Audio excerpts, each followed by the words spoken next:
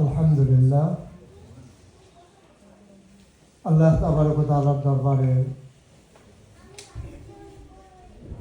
আমরা লাখ কোটি শুকরিয়া জ্ঞাপন করছি,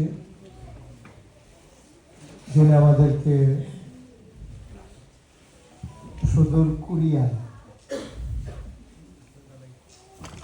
দ্বীনের পরিচয় বহন করে ইসলামী তাহাজিব তামদ্দুন হৃদয়ে ধারণ করে স্বকীয় চেতনায় এই অমুসলিমের দেশে মাথা উঁচু করে মসজিদের গম্বুজ দেখিয়ে দ্বীনের পথে অবিচল অটল থাকার তৌফিক এনায়েত করেছেন। ওই আলিশা মা'বুদের দরবার মা'বুদের শিখানো কালেমা দিয়ে শুকরিয়া আদায় করি, সবাই পড়ি আলহামদুলিল্লাহ। আমাদের এখানে ছোট্ট সোনামণিরা এসেছেন না, খুব ভালো দিক, কিন্তু কোনোভাবেই ওদেরকে কথা বলতে দেওয়া যাবে না। ওকে, বাচ্চাদেরকে আপনারা যারা সামনে আছেন কথা বলতে গেলে একটু বুঝিয়ে শুনিয়ে চুপ করাই দিলেন, ধমক দেওয়ার দরকার নেই, সুন্দর করে বুঝিয়ে নিলেই হবে। ওরা শুনবে, ওরা ভালো ছেলে, ওরা অনেক লক্ষ্মী শোনা। আমরা হয়তো এই বয়সে আরো খুব বেশি দুষ্টামি করতাম, কিন্তু ওরা ওই তুলনায় অনেক ভালো আমাদের থেকে। আমরা সবাই পড়ি আলহামদুলিল্লাহ। সম্মানিত দিনদার আশিকিন মুহিদ্দিন, বাংলাদেশের যারা প্রবাস জীবন যাপন করছেন কোরিয়াতে, মাগরিবের পরে মুবারক সময়ে যিনি আমাদেরকে একত্রিত হয়ে দ্বীনের কথা শোনার তৌফিক এনায়েত করেছেন, এই জন্য মা'বুদের দরবারে শুকরিয়া আদায় করি, আবারও পড়ি আলহামদুলিল্লাহ। সবাই পড়ছেন? আপনি একটু কম পড়ছিলেন না, আওয়াজ করে পড়তে হবে, চুপ করে থাকার দরকার নাই। আমি আবার ওই তাকায় তাকায় আওয়াজ করি তো কে কি করে আমি কিন্তু দেখি। সুতরাং আপনি চুপ করে থাকবেন, আমার চোখ ফাঁকি দেওয়ার সুযোগ আপনার নাই। এক নাম্বার। দুই নাম্বার কথা হলো, আমরা যারা মোবাইল ধরে রেখেছি, না আওয়াজ শুনছি না রেকর্ড হচ্ছে। কারণ আমার রেকর্ড করার জন্য দেখেন কত কিছু প্রযুক্তি ব্যবহার করার পরে তারপরে এটা যায়। আপনি এভাবে যে ধরে আছেন, আমার কথাগুলো স্পষ্ট হবে না রেকর্ড, তো অযথা আপনি না রেকর্ড হলো না কথা শুনলেন, দুইটার একটাও হইল না। তো লাভটা হইল কি? এই জন্য হাতে ধরে রেখেছেন যারা, বন্ধ করেন, সবার মোবাইলগুলো বন্ধ করে দেন, শুধু আমার দিকে তাকায় থাকেন, তাইলে কথা শুনতে সহজ হবে। কারণ মানুষের মনোযোগ যেদিকে যায়, মানুষের নজর যেদিকে যায়, মনোযোগও সেদিকে যায়। আপনি বাংলাদেশ এই কোরিয়াতে বসে গাড়ির দিকে তাকাইয়া জীবনেও বাংলাদেশের রিক্সা নিয়ে চিন্তা করবেন। স্বাভাবিকভাবে আপনি তাকাই দিচ্ছেন গাড়ির দিকে, তো গাড়ির কথাই চিন্তা করবেন, রিক্সার চিন্তা মাথায়ও আসবে না আপনার। আবার বাংলাদেশের মেঠু পথে যখন রিক্সা চলে, ওইদিকে তাকাই আপনি কোরিয়ার গাড়ি কেমনে চলে এই চিন্তা করেন, আসবেও না মাথায়।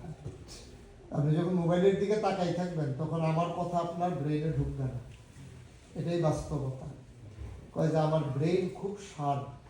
আপনার ব্রেন যে এত শার্প, গত বৃহস্পতিবারে কি দিয়া ভাত খাইছে জিজ্ঞেস করলে শেষ, আপনার মনেই নেই। ওই খাইছিলেন এটাও মনে নেই। সুতরাং এত শার্প। সুতরাং আমরা কারো বিরক্তের কারণ হব না। যতক্ষণ কথা শুনবো খরগোশের মতো কান খাড়া করে, মাছের মতো নিষ্পলক নয়নে আমরা কথা শুনবো ইনশাআল্লাহ। আনোয়ার ভাইয়ের মতো আমরা পাশের লোকের সাথে কথা বলবো। সবাই পড়ে না আমিন। এই জন্য আমার সভাপতি এবং আমাদের ছোটন ভাই, যিনি আমাকে মানে কিভাবে যে সময় দিতেছেন মানে অস্থির হয়ে গেছেন আমার সাথে সময় আমার যেন কোনো কষ্ট না হয়। যে মানুষটি আষ্টে পৃষ্ঠে জড়িয়ে গেলেন, শেষবেলা একটা কথা বলেছিলেন আজকে, যে দুনিয়াবি চাওয়া পাওয়ার ঊর্ধ্বে গিয়ে এই শ্রম দেওয়া তখনই সার্থক হবে যদি পরকালটা সুন্দর হয়ে যায়। সুবহানাল্লাহ বলবেন না? কত দামি কথা দেখছেন, কত দামি কথা, এ কথার ওজন কত। তো আমরা যারা এখানে আসছি, কোরিয়াতে আমরা ছাড়া আর বাংলাদেশের কোনো মানুষ নাই, আছে কথা বুঝেন নাই? কোরিয়াতে আমরা ছাড়া বাংলাদেশের আর একটা মানুষও নাই। সবাইকে আমরা আসতে পেরেছি? আসতে পারি। তাইলে কি এটা আল্লাহ নবী কি বলছেন, আল্লাহ রাসূল বলছেন, মাইয়ুরিদিল্লাহু বিহি খায়রান ইউফাক্কিহু ফিদ্দীন। আল্লাহ যাকে কল্যাণ দিতে চায়, নাজাত দিতে চায়, লাভ দিতে চায়, লোকসান থেকে বাঁচাতে চায়, ইউফাক্কিহু ফিদ্দীন, আল্লাহ তাকে দ্বীনের সঠিক বুঝ আল্লাহ তাকে দান করে। সঠিক বুঝের জন্য কোরিয়ার মতো জায়গায় অনেকগুলো মাধ্যম নেই। সঠিক বুঝের জন্য অন্যতম একটা মাধ্যম হচ্ছে জমাবারে জমা পূর্ব আলোচনা, আর এইভাবে দিনই হালকা, দিনই জলসা। এখানে আমরা দিন চিনব, দিন বুঝব, যেখানে দুর্লভমানতা আছে একনিষ্ঠতা অর্জন করব, এবং আলোচনার পর থেকে দীপ্ত শপথ নিয়ে সেই অনুযায়ী নিজের জীবন চালাবো ইনশাআল্লাহ। রেজাল্ট কি আসবে? রেজাল্ট আসবে যখন আমি মরে যাব, মসজিদের মিনার থেকে যখন ঘোষণা আসবে মানুষটা নাই, ফেসবুকে যখন লেখালেখি হবে, সবাই মিলে কাফন পরিয়ে যখন দাফন করে দেবে মাটির কবরে, সবাই দেখবে মাটির কবর, আমি আপনি আমরা কবরে গিয়ে দেখব মাটির কবর মাটি নাই, মাটির কবর জান্নাতের টুকরা। কি হবে দুনিয়ায় ফুলের মালা দিয়া, কবরে যদি হয় জুতার মালা। কি হবে দুনিয়ায় জুতার মালা, কবরে গিয়ে যদি পাই ফুলের মালা। সুবহানাল্লাহ বলবেন না? আমি তো দেখেছি ফুলের মালাওয়ালা মানুষগুলো কলা পাতার ভিতরে শুয়ে আছে। কি নির্মম, কি কষ্ট। টাকা জমাইছে, ভোগ করবে, এখন সেই টাকা কি হয়েছে জানেন? বউ একদিকে, সে আরেক জায়গায়, বাচ্চা কাচ্চা আরেক জায়গায়। সরকার এখন টাকাগুলো কিভাবে ফিরে নিয়ে আসা যায় ওই বুদ্ধি করতে আছে, খাইয়েও শান্তি। এর সাইডে আমার রিক্সাওয়ালা অনেক আরামে আছে।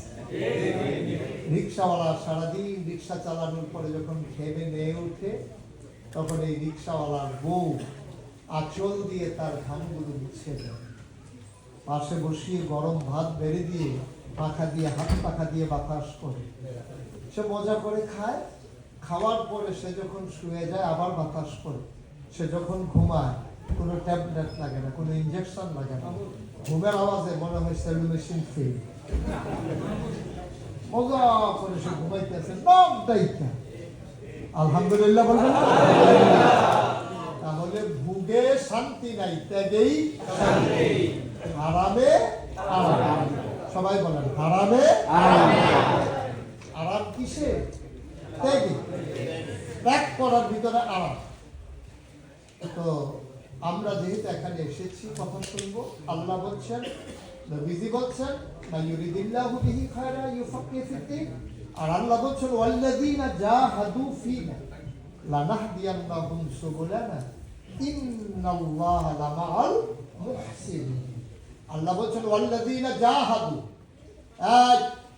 যারা চেষ্টা করে, ফীনা ফিদ্দীন, ফিল ইসলাম, যারা ইসলাম মানতে চায়, ইসলাম বুঝতে চায়, যারা ইসলামের পথে আসতে চায়, লানাহদিয়ান্নাহুম সুবুলানা, আল্লাহকে পাওয়ার জন্য যত রাস্তা আছে সবগুলো রাস্তা আল্লাহ বান্দার জন্য সহজ করে।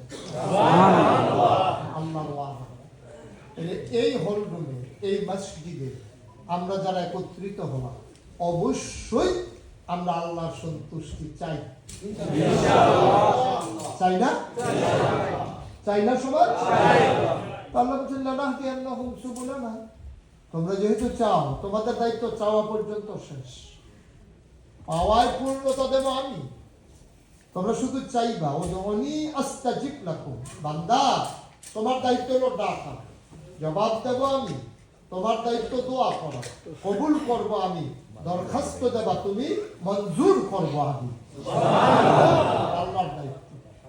আমরা চেষ্টা করব, সফলতা দেবেন কে? ওভার কনফিডেন্স, আত্মবিশ্বাস আমার থাকতে হবে। আত্মবিশ্বাস, কি বিশ্বাস! দেখেন, আগের দিনে বাংলাদেশে অনেক দিন বৃষ্টি হতো, তো না হইলে বড় বুজুর্গ কোনো ব্যক্তিকে এনে মাঠের ভিতরে দোয়া করা হতো, একটা নামাজ পড়া হতো, ইস্তিসকার নামাজ, বৃষ্টি প্রার্থনার নামাজ। তো সবাই মিলে হুজুরকে দাওয়াত দিয়েছে, হুজুর আপনি এসে আমাদের এলাকায় দোয়া করবেন, আমাদের জমিন ফেটে চৌচির হয়ে গেছে, পুকুরের তলা শুকিয়ে গেছে, বৃষ্টি যেন হয়, দোয়া করবেন। তো হুজুর বলে দিছে, শোনো আমি আসবো 9টা-10টার দিকে, তখন তোমরা কি করবা, বাচ্চাদেরকে দুধ খাওয়াইতে না করবা, মহিলাদেরকে বাছুরগুলাকে বেঁধে রাখবা, গাভীকে দুধ খাওয়াইতে দেবা, গাভীর দুধ খাইতে দেবা না, বাছুরগুলাকে। তোমরাও না খেয়ে রোজার মতো করে থাকবা। আমরা সবাই মিলে দোয়া করব, আল্লাহ তাবারক ওয়া তাআলা বৃষ্টি দিয়ে দেবেন। সুবহানাল্লাহ বলবেন না? হুজুর আসবে, দোয়া করবে। ছোট্ট একটা ছেলে বলতেছে, মা ছাতাটা দাও তো দেখি। ছাতা দিয়ে কি করবো? আর মা, বৃষ্টির ফোঁটা পড়লে আমার জ্বর উঠে যায়। তো হুজুর তো দোয়া করবে, তো বৃষ্টি তো হবেই হবে, আমি যদি ভিজে যাই এজন্য ছাতা নিয়ে যেতে চাই। সুবহানাল্লাহ। কি বিশ্বাস, কি বিশ্বাস! এই বিশ্বাস কি আজকে আমাদের আছে? বিশ্বাস ধ্বংস হয়ে গেল তো আল্লাহর রহমত থেকেও আমাদের বঞ্চিত হওয়া শুরু হয়ে গেল। আমরা যখন আল্লাহকে ছেড়ে দিলাম, আল্লাহ আমাদেরকে ছেড়ে দিল, ওভারঅল রেজাল্ট যা আসার তাই আসলো। আমরা ব্যর্থ মনোরথে আমরা দিক বিদিক ছুটোছুটি করছি, সঠিক পথের দিশা আর পেলাম না, কারণ আমরা আল্লাহকে ছেড়ে দিয়েছি। যদি আল্লাহকে আবার শক্ত করে ধরতে পারি, তাহলে আল্লাহ বলছেন, তোমার গোনা যদি হয় পাহাড় পরিমাণ, আমি আল্লাহর ক্ষমা আকাশ পরিমাণ। কি গোনা করছো তুমি? খুন করছো, মার্ডার করছো, তুমি কয়জন মার্ডার করছো, কয়টা খুন করছো, কয় ওয়াক্ত নামাজ ছেড়ে দিয়েছো, কয়টা রোজা ভেঙেছো? হয়েছে কি তাতে? রোজা নাইলে ভাঙলে ভাঙছো আর কি, নামাজ নাইলে সানলে ছাড়ছো আর কি। আমার দরবারে লুটাইয়া পড়ো, ওই রকম করে যেমন করে রাবিয়া বসরি লুটিয়ে পড়েছিলেন। কেমন করে? রাবিয়া বসরি একজন মহিলা ছিলেন, আবাদা সালেহা জাহিদা, তিনি বড় মাকবুলা বান্দা ছিলেন। এই মহিলাটা সারাদিন কাজ করার পরে রাতের আধারে তিনি হাত বাড়াই দিতেন মাওলার দরবারে। গভীর রাতে সবাই ঘুমিয়ে পড়েছে, নিথর নিস্তব্ধ গোটা পৃথিবী, পাখিগুলো আপন মিলিয়ে ঘুমিয়ে পড়েছে, গরুগুলো গোয়াল ঘরে, বেওয়ারিশ কুকুরগুলো নিরাপদ আশ্রয়ে, ছোট্ট শিশুরা মায়ের বুকে ঘুমায়, প্রিয়তম স্বামী প্রিয়তম স্ত্রীকে নিয়ে ঘুমিয়ে পড়েছে, কেউ জানে না। রাবিয়া বসরি সজাগ। কি বলছেন দেখেন, বলছে, মাওলা ও রব্বে কারীম, সবাই ঘুমায়, তুমি তো ঘুমাও না। লা তাখুযুহু সিনাতু ওয়ালা নাওম, তোমার তো ঘুমও নাই, তন্দ্রাও নাই, ঝুরানিও নাই, তো তুমি তো আর ঘুমাও না। লা তাখুযুহু সিনাতু ওয়ালা নাওম, তুমি ঘুমাও না, তুমি ঝিমাও না, তুমি ঝুরাও না, তোমার ক্লান্তি নেই। আর আমি রাবেয়া ঘুমাই নেই, সব ঘুমিয়ে পড়েছে, তুমি ঘুমাও না, সব ঘুমিয়ে পড়েছে, আর আমি জোর করে ঘুমাই নেই। তুমি জানো কেন আমি ঘুমাই নেই? তোমার সাথে প্রাণ ভরে একটু কথা বলবো। সুবহানাল্লাহ বলবেন না? এই বেলায় কথা বলতে ভালো লাগে না। কত মানুষ তোমার সাথে কথা কয়, তো দিনের বেলা যখন কথা বলতে যাই, তার একজন ডাক দিয়ে, আল্লাহ, তখন তুমি ওইদিকে ফিরে যাও। তা আমার দিকে তোমার পুরো মনোযোগ থাকে কিনা আমি জানি না, যদিও আল্লাহর কুদরত এটা না, ওনার মতো উনি বলছে যে আমি এই সময়টার জন্য অপেক্ষা করছিলাম। সবাই যখন ঘুমিয়ে পড়ে তুমি একা, আমিও একা। সুবহানাল্লাহ বলবেন না? আমি বলবো, তুমি শুনবা। মাওলা ও রব্বে কারীম, আমি খুঁজে খুঁজে দেখেছি, খেয়াল করেন মূল কথাটা, আমি খুঁজে খুঁজে দেখেছি আমি ছাড়া তোমার আরো বান্দা বান্দির অভাব নাই, আমি ছাড়া তোমারে ডাকার মতো অনেক বান্দা বান্দি আছে, কিন্তু আমি খেয়াল করে দেখেছি তুমি ছাড়া আমার আর একটাও আল্লাহ নাই। সুবহানাল্লাহ। আমার আর একটাও আল্লাহ নেই, তুমি একটাই আমার আল্লাহ। বান্দা বান্দির তো অভাব নাই তোমার। তা আমি না ডাকলে আরেকজন ডাকবে, আরেকজন না ডাকলে আরেকজন ডাকবে, কিন্তু আমার কি ডাকার আরেকটা জায়গা আছে? তুমি তো আমার একমাত্র রব, তুমি আল্লাহ। তুমি আমার ডাক যদি কবুল না করো তাহলে একটা কাজ করো, আমার আরেকটা আল্লাহ দেখাই দাও যারে আমি ডাকতে পারি। সুবহানাল্লাহ বলবেন না? তো তুমি ছাড়া তো আমার আল্লাহ নয়, তো আমি ডাকবো কারে? আমার ডাক শুনতে হবে তুমি, আর আমি যা চাই তুমিই দিতে হবে, দেওয়ার মতো আর কেউ নাই তো আমার। আমি তো অসহায়, আমার আর কেউ নাই তো। দুনিয়ার মানুষ এক দরজায় ভিক্ষা না পেলে আরেক দরজায় যায়, কিন্তু আমরা যারা আল্লাহর দরজার ভিক্ষুক, আমাদের দ্বিতীয় দরজা কই? বেহায়ার মতো লাথি দিয়ে ফিরেই দিল, ওই দরজাটাই আমাকে দাঁড়ায় থাকতে হবে। এটাই আমার দরজা। আর আমার ওভার কনফিডেন্স, আমার আত্মবিশ্বাস, এটাই আমার আকীদা। ওদুনি আস্তাজিব লাকুম, বান্দা তুই ডাক দে, সাথে সাথে আমি আল্লাহ তোর ডাক কবুল করব। এই বিশ্বাস আমাদের আছে সবার? বিশ্বাস যত তীব্র হবে, যত গাঢ় হবে, চাওয়ায় পাওয়াটা তত পূর্ণ হবে। আপনি কোনো সন্দেহ নিয়ে চাইলেন না, দেয় না না দেয়, চাইতে আসি আর কি, দিলেও দিতে পারে, নাও দিতে পারে, তো সবই তো শেষ। আমার আর আছে কে যে দেবে? আপনি ছাড়া কি কেউ আছেন আমার? আপনি আল্লাহ তো, আপনি আমার একটাই আল্লাহ। আমি ডাকলেও আপনাকে ডাকি, চাইলেও আপনার কাছে চাই। এই জন্য আমি না বলেছি, আপনি যখন আল্লাহ বলছেন কুল ইন্না সালাতি ওয়া নুসুকি ওয়া মাহইয়ায়া ওয়া মামাতি লিল্লাহি রাব্বিল আলামিন, আল্লাহ শিখিয়ে দিচ্ছেন তুমি বলে দাও। ও বান্দা, ও নবী, আপনি বলে দেন, আপনার উম্মতকে শিখিয়ে দেন, বলে দাও আমার নামাজ, আমার কুরবানি। দেখেন খুব সূক্ষ্ম কথা, মনোযোগের সাথে শুনতে হবে, যে আমার নামাজ, আমার কুরবানি, দুইটা কথা বলছে। আমার নামাজ, আমার কুরবানি, এরপরে কি বলে? ওয়া মাহইয়ায়া ওয়া মামাতি। তাহলে নামাজ আর কুরবানি, আর কি ইবাদত নাই? রোজা গেল কই? হজ গেল কই? যাকাতের কথা কই? দান সদকার কথা কই? ডাইরেক্ট আমার নামাজ, আমার কুরবানি, তারপরে আমার জীবন, আমার মরণ, মাঝে কি আর কাজ নাই? মুফাসসিরিনে কেরাম বলেন, তুমি কি আল্লাহর চিনো এখনো? আল্লাহর জ্ঞানের পরিধি জানো? তার জ্ঞান অসীম না? তিনি অল্প কথায় অনেক কিছু বুঝিয়ে দিতে চান। তিনি বুঝিয়ে দিয়েছেন আমার জীবন, আমার মরণ, অর্থাৎ আমার জন্ম থেকে আমার মৃত্যু পর্যন্ত। সুবহানাল্লাহ বলবেন না? ইনক্লুড, জন্ম থেকে মৃত্যু যা কিছু এটার ভিতরে ইনক্লুড করা হয়েছে। অর্থাৎ মানে কি? জন্মের পরে শিশু, শিশুর পরে কিশোর, কিশোরের পরে তারুণ্য, তারুণ্যের পরে যৌবন, যৌবনের পরে পৌর, পৌরের পরে বৃদ্ধ। অর্থাৎ জন্ম থেকে মৃত্যু, রান্নাঘর থেকে ইন্টারন্যাশনাল রিলেশন, সকাল থেকে সন্ধ্যা, ঘুম থেকে ওঠা, ঘুমাইতে যাওয়া, এর ভিতরে আমার ব্যক্তি জীবন, পারিবারিক জীবন, রাজনৈতিক জীবন, অর্থনৈতিক জীবন, ইন্টারন্যাশনাল রিলেশন, আমার সকাল, আমার সন্ধ্যা, আমার ব্যবসা, আমার বাণিজ্য, আমার চাকরি, আমার বিবাহ, আমার স্ত্রী, আমার সন্তান।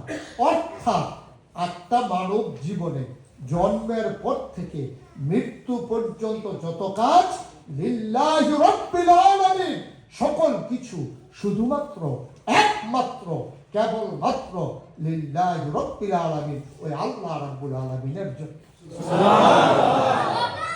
মানে কি? আমি টয়লেটে যাব, এটার ভিতরে আল্লাহর বিধান, নবীর তরিকা আছে।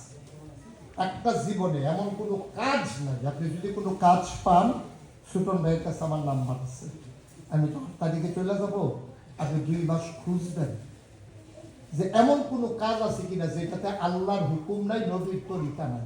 একটা কাজ আপনি আমাকে দেখাবেন যে হুজুর এই কাজটার ভিতরে আল্লাহর হুকুম নাই, নবীর তরিকা নাই, এটা কেমনে করবে একটু বলে দেন দেখি। জানতাম তোমরা যেই কাজ করো। কথা বলা নাই, কথা না হইলে একবারে চুপ। আমিন বলেন। আবার কথা বললে চলে যাওয়া, থাকা যাবে না। খুব গুরুত্বপূর্ণ সময় তোমরা নাড়া দিয়ে ফেলছো। ঠিক আছে, খুব মনোযোগের সাথে আমরা শুনি। হ্যাঁ, তাইলে এমন একটা কাজ পাবে না যেটার ভিতরে আল্লাহর বিধান নাই, নবীর তরিকা নাই। তো মুমিন জীবন সার্থক কখন? বিধান মানবো কার? আল্লাহ। তরিকা মানবো কার? নবী। এর বাইরে কোনো ইসলাম নেই। কোনো পীর সাহেব মানি না? হ্যাঁ মানি, যদি ওর কথাটা, পীর সাহেবের কথাটা কোরআন সুন্নাহ মতে হয়। এছাড়া আমি মানি না। যত বড় পীর সাহেব হোক, আকাশ দিয়ে উড়ে যাক, পানি দিয়ে হেঁটে যাক, এটা আমার ম্যাটার না, এটা আমার দেখার বিষয় না। আমার দেখার বিষয় হলো ওনার কথাটা কোরআন সুন্নাহ মতে হয়েছে কিনা। সুবহানাল্লাহ বলবেন না? ওনার কথা যদি কোরআন সুন্নাহ মতে হয়, মোস্ট ওয়েলকাম। আর আপনার কথা কোরআন সুন্নাহ মতো হয় নাই, আপনার 1 কোটি মুরিদ আছে, ড্যাম কিয়া কুছ পরোয়া নেই, এতে আমার কিচ্ছু আসে যায় না। আপনার 1 কোটি মুরিদ আছে, আমার কি হবে? আপনি যদি কোরআন সুন্নাহর বাইরে যান, আপনি আকাশ দিয়ে হেঁটে যান, আকাশ দিয়ে উড়ে যান, পানি দিয়ে হেঁটে যান, এতে আমার কিচ্ছু আসে যায় না। এটা হক চেনার জন্য কোনো মাধ্যম নয়। এই জন্য আল্লাহর এক বুজুর্গ ব্যক্তিকে বলেছিলেন যে, হুজুর, আমি কত পীর সাহেব শুনি, এই কেরামত, সেই কেরামত, এই বুজুর্গি, সেই বুজুর্গি, আমি তো আপনার কোনো বুজুর্গি পাইলাম না। আমি আপনার কাছে মুরিদ হইলাম। কত বছর হয়েছে মুরিদ হইছ? হুজুর 30 বছর হয়েছে। তুই কিচ্ছু দেখো নাই আমার? কয় না। 30 বছরে কোনোদিন কি আমাকে জামাত ছাড়া নামাজ পড়তে দেখছো? না হুজুর, এমন তো দেখিনি। এর চাইতে বড় বুজুর্গি আর কি চাও? সুবহানাল্লাহ। 30টা বছরে 1 ওয়াক্ত নামাজ কাজা করলাম না, জামাত, তার বড় কেরামতি হয় নাই, আর কি কেরামতি চাও? তাহলে আল্লাহর বিধান সঠিকভাবে মানতে পারা, এইটাই হচ্ছে সবচেয়ে বড় কারামত। সুবহানাল্লাহ বলবেন? এটা বলার উদ্দেশ্য কি আমার? আমরা ফান্ডামেন্টাল ডিসিশন হচ্ছে, আমরা বিধান মানবো কার? আল্লাহ। তরিকা মানবো কার? আর বাইরে কোনো কিছু আছে? আচ্ছা, আপনি যদি বলেন যে আমরা তো লা ইলাহা ইল্লাল্লাহ মুহাম্মাদুর রাসূলুল্লাহ, এটা মেনে নিলেই তো হলো। তো এটা মানা মানি কি আপনি বুঝছেন কিছু? এটা মানা মানি কি আপনি বুঝছেন? আপনি যখন বলছেন লা ইলাহা ইল্লাল্লাহ, এই কথাটাই তো নবীজি 1500 বছর আগে বলছিলেন। এই কথা নিয়ে তো সব দ্বন্দ্ব। এখন তো আর দ্বন্দ্ব নাই। আমি মুশতাক ফয়েজি যদি সারা রাত এখানে জিকির করি, কোরিয়ায় যারা বাংলাদেশে আছে তারা কি বলবে জানেন? আহা, কত বড় বুজুর্গ, সারা রাত ঘুম নাই, শুধু জিকির আর জিকির, সারা রাত মানুষটা ঘুমায় না। সকালবেলা কেউ আমার জন্য কম্বল নিয়ে আসবে, কেউ সিদ্ধ ডিম নিয়ে আসবে, কেউ তরকারি ভুনা করে হুজুরের জন্য রুটি নিয়ে আসবে। হুজুর সারা রাত খুব মেহনত করেছে। সুতরাং এটাই হুজুরের বুজুর্গি, লা ইলাহা ইল্লাল্লাহ। তা আমি লা ইলাহা ইল্লাল্লাহ বললে আমার কোনো শত্রু হয় না, বিরোধী হয় না, আমার কেউ বাধা দেয় না, বরঞ্চ হাদিয়া দেয়, টাকা দেয়, মজার খাবার দেয়। অথচ নবী যখন বললেন লা ইলাহা ইল্লাল্লাহ, তখন আবু জেহেল মারতে যায়, আবু লাহাব পাথর মারে, নবীকে গালি দেয়, তাব্বা লাক ইয়া মুহাম্মদ, ও মুহাম্মদ তুমি ধ্বংস হও। অথচ মুশতাক ফয়েজি জিকির করলে কোনো বিরোধিতা হয় না। মসজিদের খতিব পিছে জিকির করলে বরঞ্চ আগ্রহ বাড়ে, আর নবীজি জিকির করলে মারতে ধরে, গালি দেয়। তাইলে বুঝে গেল মাঝি দিয়া দুজন মাইল একটা পার্থক্য আছে। ঠিক কিনা বল? কেমন? আমি জিকির করলে বিরোধিতা করে না, নবী জিকির করার কারণে বিরোধিতা করলো কেন? এটা তালাশ করলে আপনি ইসলামের মূল মন্ত্রে দাখিল হতে পারবেন। এই জন্য আমাদের দেশে খণ্ডিতভাবে ইসলামটা মানুষের সামনে প্রকাশ হয়। খণ্ডিতভাবে ইসলামটা প্রকাশ হওয়ার কারণে আমরা ইসলামের মৌলিক শিক্ষা থেকে দূরে আছি। আরো সহজ করে বলি, আপনার ছেলে বিয়ে করাইছেন এক বাড়িতে, তো যেই লোকের মেয়ে বিয়ে করাইছেন ওই লোক হলো দুনিয়ার চালাক। ছেলের বাপ হিসাবে আপনি যখন মেয়ের বাবার বাড়িতে বেড়াইতে গেছেন, অর্থাৎ আপনার মেয়ের বাড়িতে বেড়াইতে গেছেন, তো স্বাভাবিকভাবে বাংলাদেশের ছেলের বাবার একটু কদর থাকে মেয়ের বাড়িতে। তো বেড়াইতে গেলে তো আপনার জন্য মুরগি জবাই করার কথা, একটু গুস্ত টুস্ত রান্না করার কথা। তো মেয়ের বাবা আপনার যে বেয়াই, দুনিয়ার চালাক, আপনি যাওয়ার সাথে সাথেই এত মায়া দেখান, তো বেয়াই এত কষ্ট করে আসছেন, নিশ্চয়ই প্রচন্ড খিদা, যাই আছে তাই খাইয়াবো। এই মুলার দানা দিয়ে হুটকি দিয়ে আনছে, খাওয়াইতে আছে, হেও কইতেছে আহা হা বেয়াই আপনি কেমনে বুঝলেন আমার যে এত খিদা। যেই বিয়াইরে মুলার দানা দিয়ে শুটকি দিয়ে খাওয়াইছে, হ্যার বউ হইলো আবার দুরন্ত সাপা। বাড়িতে গেছে, পরে বেয়ার বাড়িতে যে গেলা, কি দিয়া খাওয়াইলো? হাই বাবারে, বেয়ার যে টান দিয়ে নিয়ে বয় দিচ্ছে, সময় দেয় নাই, আমার কিছু বলতে দেয় নাই। এত টান কহ, কয় কি দিয়া খাওয়াইছে? কয় মুলার ধারা শুটকি যা ছিল রেডিমেড। এর মতো বোকা, তোমার মতো বোকা আর আছে? তুমি বলবা না যে অসুবিধা নাই, অসুবিধা নেই, একটু সময় আমি আসি, এত খিদা নাই, সামনের দিকে যাওয়ার সময় বাজারে নাস্তা খাইয়া তারপরে যাই। পরে ফিরা যখন গেছে পরে হাতে আসে বসে বসে যা আছে খাইয়া না, না আমি এইমাত্র নাস্তা খাইয়া আইছি, মুরগি জব করার টাইম আছে। মুরগি টুরগি জব করেন, লুঙ্গিটা দেন, গোসল করি, ঘাইমা টাইমে আসছি। আর আমি আসার সময় নাস্তা খেয়ে আসছি, তো 2 ঘন্টা পর্যন্ত অপেক্ষা করলে আমার কোনো সমস্যা হবে না। আপনি মুরগি জব করেন অথবা বাজার থেকে আনেন, কোনো সমস্যা নেই, রেডিমেড কি আর সবসময় সব থাকে, অসুবিধা নেই, আমি আসছি। যদি আপনারা বেআই মুলার ধারা দিয়ে শুটকি দিয়ে খাওয়াইতে পারে, বেআই জিতছে, আপনি ঠকছেন। আর যদি আপনি মুরগি দিয়ে খাইয়ে আসতে পারেন, বেআই ন্যায্য অধিকারটা আপনি নিয়ে আসলেন, বেআই যেমন তেমনি হোক, আপনি জিতে গেছেন। শয়তান আমাদেরকে কি করে জানেন? মুলার ধারা দিয়ে শুটকি দিয়ে খাওয়াইয়া মুরগি ডাকা খায়। আমরা জিকির আজকার, তসবিহ তাহলিল, নফল নামাজের ভিতরে লাগাইয়া আমাদেরকে মৌলিক জিনিস থেকে, ইসলামের মূল বিধান থেকে শয়তান আমাদেরকে দূরে সরাইয়া বেআইন মতো জিতছে, মুলার ধারা দিয়ে খাওয়াই দিচ্ছে। আমরা মনে করি 5 ওয়াক্ত নামাজ, তাসবিহ তাহলিল, জিকির আজকার, শেষ, ইসলাম শেষ। না, এত সোজা না ইসলাম। আপনি ঘুম থেকে উঠছেন, এখানে ইসলাম আছে। ঘুম থেকে উঠে আপনি নাস্তা খাবেন, সেখানে ইসলাম আছে। আপনি নাস্তা খাওয়ার পরে দোকানে যাবেন, দোকানে ইসলাম নাই? ব্যবসা ইসলাম নাই? আল্লাহ ব্যবসাকে হালাল করেছেন, সুদকে হারাম করেছেন।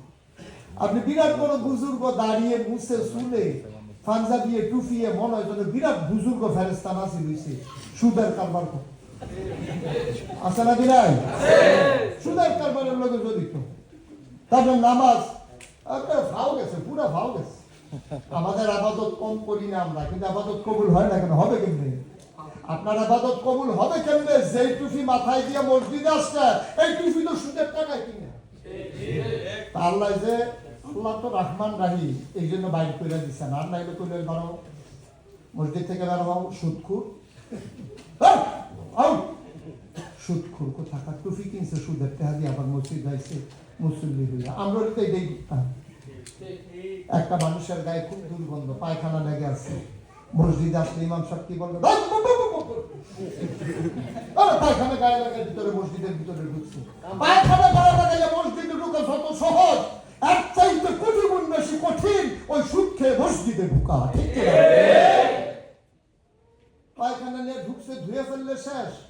কিন্তু সুদখোর মায়ের সাথে 70টা গুণা সুদে, সর্বনিম্ন গোনাটা মায়ের সাথে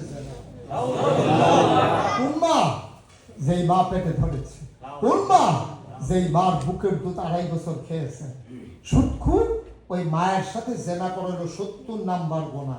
আবার বুঝেন 70 নাম্বার গোনা কত, 68 নাম্বার গোনা কত, এবার হিসাব দিলেন। আমাদের যে নামাজ কাজ হয় না, হবে কেমনে? আমরা যে ঠকছি, ঠকবো না কেন? শয়তান কয় যা আছে রেডিমেড খাইয়াবো। আর আমরা বোকার মতো যা আছে রেডিমেড খাইতে আছি, বেআইন আর মুরগা জবর টাইম দিছি না। আজকে আমরা বোকা থাকবো না, আজকে আমরা বুদ্ধিমান হয়ে যাব। জীবনের এমন কোন ক্ষেত্র নাই যেখানে ইসলাম নাই। সব জায়গায় ইসলাম আছে। আপনার ব্যবসা, আপনার চাকরি, আপনার বাণিজ্য, আপনি এক রুমে থাকবেন, লেনদেন, ওঠা বসা, চলা ফেরা, সব কিছুর ভিতরে ইসলাম আছে। এখন আপনার করছে কি শয়তানে 2-3টা দোয়া দিয়া আর 2-3 রাকাত নামাজ দিয়া বয়াই গেছে। বইয়া না, মসজিদ দেখতে পারিও না। আবার অনেক মসজিদে দেখবেন লেখা আছে দুনিয়াবি কথা বলা নিষেধ। মসজিদটা কি দুনিয়ার বাইরে নাকি বেড়া? মসজিদে তো দুনিয়ার ভিতরে। দেখে আসমান উজুল্লা দিছে নাকি? তো মসজিদের দুনিয়াবি কথা বলা দিছে। তো দুনিয়াবি কথা মসজিদে না বললে আপনি ব্যবসা শিখবেন কেমনে? সূর্যে খাওয়া যাবে না এগুলো শিখবেন কেমনে, জানবেন কেমনে? দুনিয়াবি কথা বলা নিষেধ, একটা বাজে কথা। দুনিয়ার সকল কথা হবে মসজিদে, এটা হবে আমার সংসদ। সুবহানাল্লাহ বলবেন না? দুনিয়াবি কথা বলা নিষেধ। মানে শয়তানের যত টেকনিক আছে সব টেকনিক আমাদের উপরে এসে ভর করছে। এখন শয়তান জিতছে, আমরা ঠকছি। শয়তান জিতে গেছে, আমরা হেরে গেছি।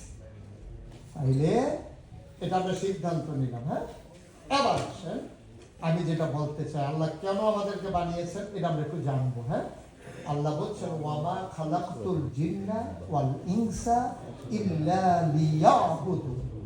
আমি জিন এবং মানুষকে বানাতাম, শুধু বানিয়েছি একটা কারণে, আল্লাহর ইবাদত করার জন্য। সুবহানাল্লাহ। তাহলে আমরা ইবাদত করব কার? আল্লাহর। আমরা ইবাদত বলতে বুঝে নিলাম কি নামাজের নাম শুধু ইবাদত? কথা বলেন, শুধু নামাজের নাম ইবাদত? শুধু রোজার নাম ইবাদত? ব্যবসার নামও কি ইবাদত? চাকরির নাম কি ইবাদত? বিবাহের নাম কি ইবাদত? আর আপনি বিয়ের সময় মসজিদের সভাপতি, মসজিদ কমিটির সভাপতি, কি সুন্দর, ওনার জন্য আলাদা জায়নামাজ শোভা আছে মসজিদের ভিতরে। উনি না আসলে একামতে দেওয়া নিষেধ। এত মর্যাদা, এত সম্মান। ওনার মাইয়া বিয়া করাবে, বাড়ির ভিতরে গান বাজতে আছে। এরকম হয় না বোধ হয় না?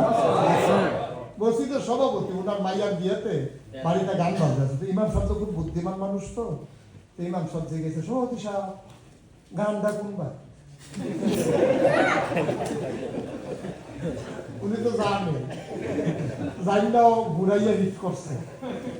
সভাপতি সাহেব মসজিদের তো আওয়াজ শোনা যায়, গানটা কোনবা? সভাপতি তো বুঝতে পারছে যে একেবারে হিট করছে, তো পেনাল্টি শট। কুদ্দুর সাইডে গেলে গোল। সভাপতি চুপ করে দিচ্ছে। ইমাম সাহেব তো নাসুর বান্না, তো গানটা কোনটাই বাজতে আছে? ফলা পাইনি উনি না, ফলা ওনার মত নেই, ফলা পাইনি। আপনি আব্বা, আপনি বাপ, লজ্জা নাই, শরম নাই আপনার? আপনার ছেলেরা আপনাকে ডিঙ্গাইয়া গান বাজায়, আপনি বন্ধ করার অথরিটি নাই। আপনি বাপ হিসাবে ব্যর্থ, আপনি বাপ হিসাবে ফেল মেরেছেন। আপনি ফলাফলের উপরে দিয়া বাইক গান লাগাই দিচ্ছেন। এখন আপনি বেঁচে আছেন, মরে যান নাই। যে ছেলে আপনার কথা কয় না, আপনার কথা শুনে না, আপনি তার সন্তান না, আপনার সন্তান সে, এটা নতুন করে হিসাব মিলানো দরকার। ঠিক কিনা? আমার বাচ্চা আমার কথা শুনবে না, আমি মুসলমান, আমি বাপ, আমি ফেল মেরেছি। আমার স্ত্রী আমার কথা শুনবে না, আমি মাথার কাম পায়ে ফেলে কুরিয়াতে অমুসলিমের দেশে আমি টাকা কামাই করবো, একটা সেকেন্ড ফাঁকি দেওয়ার সুযোগ নাই। আর আমার বউ বেপরদা হইয়া বাংলাদেশে বাজারে মার্কেটে ঘুরবে। আমি কেমন স্বামী? আমি কেমন স্বামী? আমি টাকা কামাই করবো আমি, আর সাজবা তুমি রিক্সাওয়ালার জন্য, সাজবা তুমি তালতো ভাইয়ের জন্য, সাজবা তুমি খালাতো ভাইয়ের জন্য। আমি যখন দেশে যাই, তোমার দেখলে মনে হয় যেন হগিন্নি ভিডিও দেখতে সুন্দর। আমার জন্য তোমার কোনো দরদ, নাকের ফুল, কানের দুল, গলার মালা, হাতের মালা পাঠাইলাম আমি, দেখলো খালাতো ভাই। ঠিক কিনা কর? আমাদের দেশে একটা কথা আছে না, ডিম পারে হাসে মজা মারে বাঘ। ডিম পারে হাসে মজা মারে, মানে হাসে ডিম পারছে খাইয়া ফেলছে বাঘ। আমি আমার বিবাহিত স্ত্রী কেন আমি কন্ট্রোল করতে পারলাম না? কেন আমি এত কষ্ট করলাম? আমি জীবন পানি করলাম। এর চাইতে দেশের ভিতরে আমি রিক্সা চালাইতাম, বউ নিয়ে ঘুমাইতাম, একটু সুখের জন্যই তো আমি বিদেশে এসেছি। আমি আসার সময় মাকে রেখে এসেছিলাম, বিদেশে আসার সময় আমি মাকে রেখে এসেছিলাম। আসার পরে আমি, আমাকে বলে না, আমি তো মহাপাগল ছেলে, আমার কেউ খবর পায় না। 3 দিন ধরে আমার ঘুম হয় না। আরে মায়ের কথা বারবার আমার মায়ের কথা মনে পড়ে। মায়ের সেই সুন্দর মুখ, মায়া ভরা চোখ। আমাকে কেন জানি স্বপ্নে আমি চমকে উঠি, থমকে দাঁড়াই। আমার মায়ের কথা এত মনে পড়ে কেন?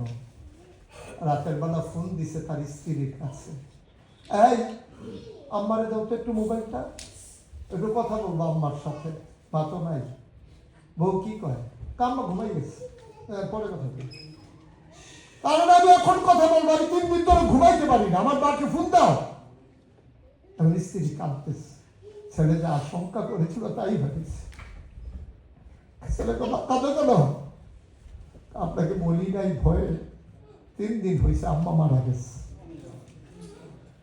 আমি তো বুঝি যারা বিদেশে আছেন তাদের কলিজায় যে কি ধাও ধাও আগুন, আমাকে বুঝাইতে হবে? আমিও মানুষ, অনুভূতির জগতে আমি অন্যতম একজন মানুষ। আমি খুব শক্ত মানুষ না, আমি পোড় খাওয়া নরম দিলের একটা মানুষ। আমি আপনাদের কষ্ট বুঝি। মায়ের অপারেশন হবে তো টাকা নাই। আপনি মনে করেছেন বিদেশ গেলে মায়ের চিকিৎসা করাবো। চিকিৎসা করানোর জন্য বিদেশ আসলেন, আর এসে মা কি হারিয়ে ফেলবে। এমন অনেক সন্তান আছে বিদেশে পড়ে আছে, মায়ের জানাজাটা দেওয়ার মতো তৌফিক হয় নাই। এমন অনেক সন্তান আছে বাবা রেখে এসেছিলেন, বাড়িতে গিয়ে দেখেন সব আছে, বাবার যে পুরনো লুঙ্গিটা এখনো তারের ভিতরে ঝুলতেছে, বাবার ছেড়ে পাঞ্জাবিটা এখনো দরজার পিছনে লটকে আছে। বাবা নাই, বাবা তো হারিয়ে গেছে। এটার নাম বিদেশি জিন্দেগি। আমি মা হারাইয়া, বাবা হারাইয়া এত কষ্ট করে টাকা কামাই করব, আর আমার বউ বাজারে গিয়ে একা একা ঘুরবে, দোকানদারের সাথে আলাপ করবে। স্বামীর জন্য বিন্দু পরিমাণে দরদ নাই, মনে হয় যেন আমি একটা টাকার পুতুল, আমি একটা টাকার মেশিন। আমি টাকা কামাই করবো, ওরা আনন্দ করবে, ফুর্তি করবে, বেহায়া পড়া করবে নির্লজ্জের মতো। আপনি বুঝেন? আপনার ভাইকে বুঝে না, ফোন দিছে, ভাইয়া সবার টাচ মোবাইল আছে, আমার জন্য একটা পাঠাবে। ও তো বুঝে নাই, এখনো আসার সময় যে ঋণ করছিল ওই ঋণের টাকা এখনো পরিশোধ হয় নাই। ও তো বুঝে নাই। একটা অ্যান্ড্রয়েড মোবাইল পাঠাইতে গেলে ওর যে 2 বেলা না খেয়ে থাকা লাগবে, ছোট্ট ভাই তো বুঝে নাই। 3 জন থেকে 4 জন থেকে টাকা হাওলাত নিয়ে ভাইয়ের জন্য মোবাইল পাঠাইছে। ভাই জিন্সের প্যান্ট পরে, স্কিন টাইট গেঞ্জি পরে, হাতের ভিতরে মোবাইল নিয়ে বন্ধু বান্ধবের সাথে আনন্দ করে, আর আপনি 3 বেলা খাবারও খাইতে পারেন না।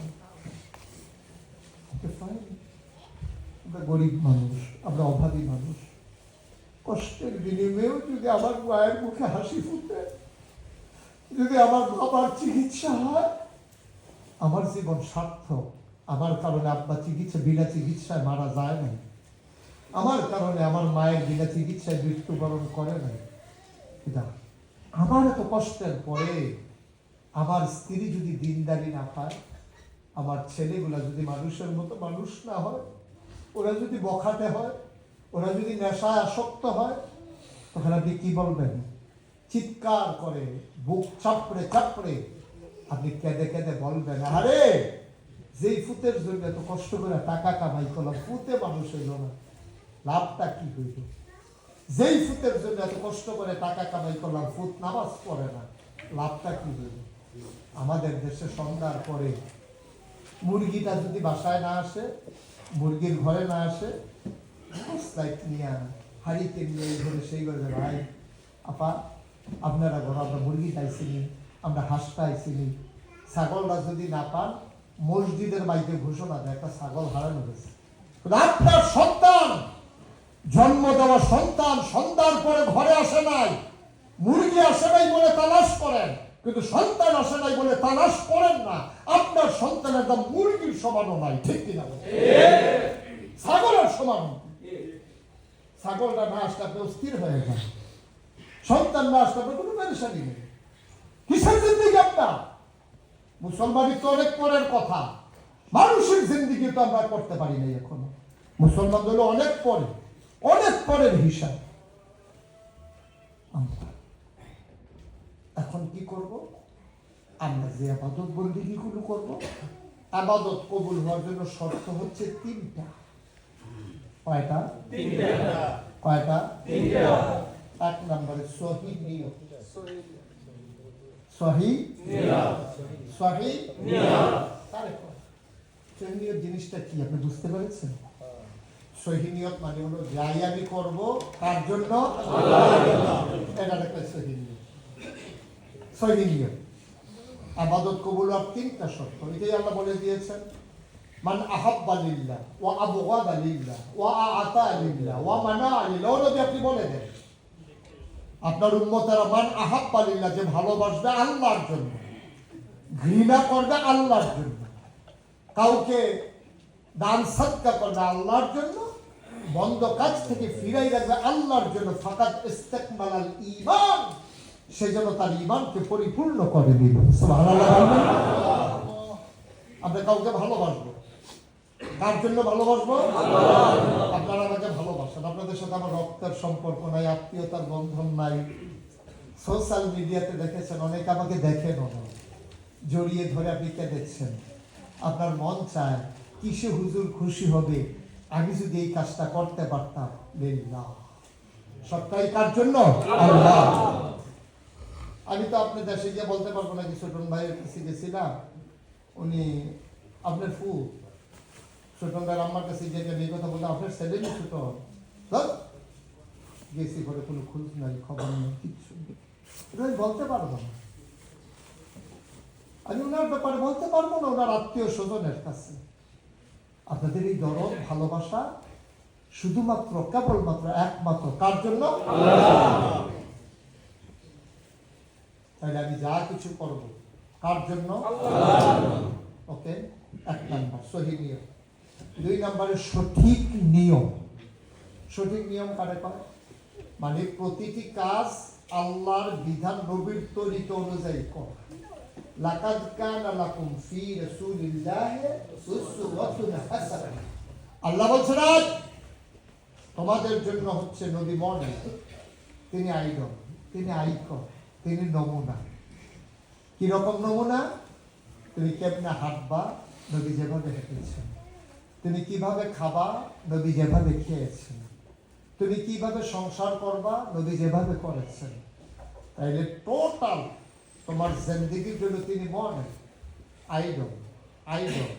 তিনি হচ্ছেন উসওয়াতুন হাসানাহ, তিনি তোমার জন্য আদর্শ। এই নবী, সুবহানাল্লাহ বলবেন না? এখন নবীর তরিকার বাইরে আপনার কোন ইসলাম যত সুন্দর লাগুক, যত ভালো লাগুক, না এটা আমার না, এটা আমার দিন না। আমার দিন হচ্ছে নবীজি যেটা দিয়ে গেছেন, এটা আমার দিন। আর বাইরে আমার কোনো দিন নেই। সুবহানাল্লাহ বলবেন না? হ্যাঁ, এখন নবীজি সাহাবাদেরকে টয়লেটে যাওয়া শিখায়। কিভাবে টয়লেটে ঢুকবে, সাহাবারা যায় এদিকে আসো, সব লাঞ্জের আসো, সবাই গেছে পরে এইভাবে বাম পা দিয়ে ঢুকবা, এইভাবে বসবা, টয়লেটে ঢুইকা তারপরে লুঙ্গি আলগি দেবা যতটুকুন দরকার। শীতকালে ঢিলা, পেছন থেকে সামনের দিকে প্রথমটা মুছবা। গরমকালে টয়লেট পেপার সামনের থেকে পেছনের দিকে প্রথমে মুছবা। কি সাইন্টিফিক! এখানে যেহেতু সবাই অ্যাডাল্ট, বয়স্ক, এটার জন্য বলতেছি, না এটা বলতাম না। শীতকালে মানুষের যে অঙ্গ প্রত্যঙ্গগুলো আছে এগুলো চুপসে যায়, সিমে যায়, মিশে থাকে। এই জন্য শীতকালে যদি আপনি পিছন থেকে সামনের দিকে ঢিলাটা টান দেন, তাইলে আপনার গোপন অঙ্গে ময়লা লাগার সুযোগ নাই, যেহেতু এটা উপরে উঠে থাকে। সুবহানাল্লাহ বলবেন না? আবার গরমকালে যেহেতু ঝুলে থাকে, আপনি যদি পিছন থেকে সামনে টান দেন, পরিষ্কারের লেগে টান দিচ্ছেন, পুরো শরীর বসছে। এর লেগে আপনি উপরে থেকে সামনে থেকে পিছনের দিকে টান দিবেন গরমকালে। কি নবী আমার! টয়লেটে ঢুকবেন কোন পায়ে? না মানে টয়লেটে কোন পায়ে ঢুকবেন, ঢিলা কেমনে ব্যবহার করবেন, শীতে কেমনে, গরমে কেমনে, সব নবী সাহাবাদেরকে শিখাইতেছেন হাতে কলমে। কাফের যারা ওরা মজা মারে, টিটকারি মারে, এই তোমরা নবী, এই বুঝি নবীর কাজ? বাম ফাল দিয়া ঢুকবা না ডাইন ফাল দিয়া ঢুকবা, ঢিলা কেমনে ব্যবহার করবে এটিও শিখায়। সাহাবারা গিয়াতে রাসূলুল্লাহ আমাদেরকে টিটকারি মারে ওরা, আপনি ছোটখাটো জিনিস এগুলো শিখাইতেছেন, এই জন্যই তো আমি নবী। সুবহানাল্লাহ, আমি সব শিখাই দেবো, এই জন্যই তো আমি নবী। আমি কোনো কিছু ইনস এন্ড আউট সব, যত বড় বড় নেতা দেখবেন, যত বড় বড় বিশ্বাস দেখবেন, তাদের একটা গোপন দিক আছে, সবার একটা গোপন দিক আছে। যত বড় নেতা উনি মঞ্চে একরকম, বড় গেলে আরেক রকম। মঞ্চে মনে হয় যেন কর্মীরা কলজারিটা খাওয়াই দিতেছে, আর ঘরের ভিতরে গিয়া সেটা বউয়ের কলজারিটা হইয়া লিখছে, ফিডা ফিডি দোফা দোফি উমা দোফিলা বাংলা ভাইতে আছে, ঘরের ভিতরে মুরাইতে আছে, সাতনা সুতা ভাইয়া লিখে আছে। তাই বাইরে একরকম, ঘর আইলে আরেক রকম। আর আমার নবী আম্মাজান খাদিজা রাদিয়াল্লাহু তাআলা আনহা, উনি কি আইতাছে না যাইতাছে? জরুরি কোনো কাজ? কি কাজ বলেন, কি কাজ জরুরি? আচ্ছা তো যাও, ঘটনা অযথাকে উঠেন না দয়া করে। বুজুর্গ আইয়া পড়ছে রে, দিকে আসে মুরব্বী। হ্যাঁ, মুরব্বীরে জানাবে। আমি জিজ্ঞেস করতেছিলাম রাগিবে আসবে না, আমার ছোটন ভাই মনে হয় আসবে না, কিন্তু আমার কেন জানি হৃদয়ে পড়ছিল, এই জন্য আমি জিজ্ঞেস করছি। আছে আছে গোয়ার জায়গা মারহাবা বলবেন না? চিনেন সবাই জাহাঙ্গীর ভাইকে? জাহাঙ্গীর ভাই আমাদের দেশের বাংলাদেশের একটা রত্ন, যিনি অর্ধেক ভাগ হয়ে গেছে। কি বুঝছেন? মানে এই দেশে দিয়া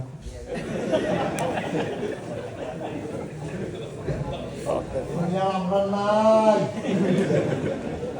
অর্ধেক হয়ে গেছে এই দেশের, অর্ধেক আমরা, বাকিটা লই আমরা সন্তুষ্ট।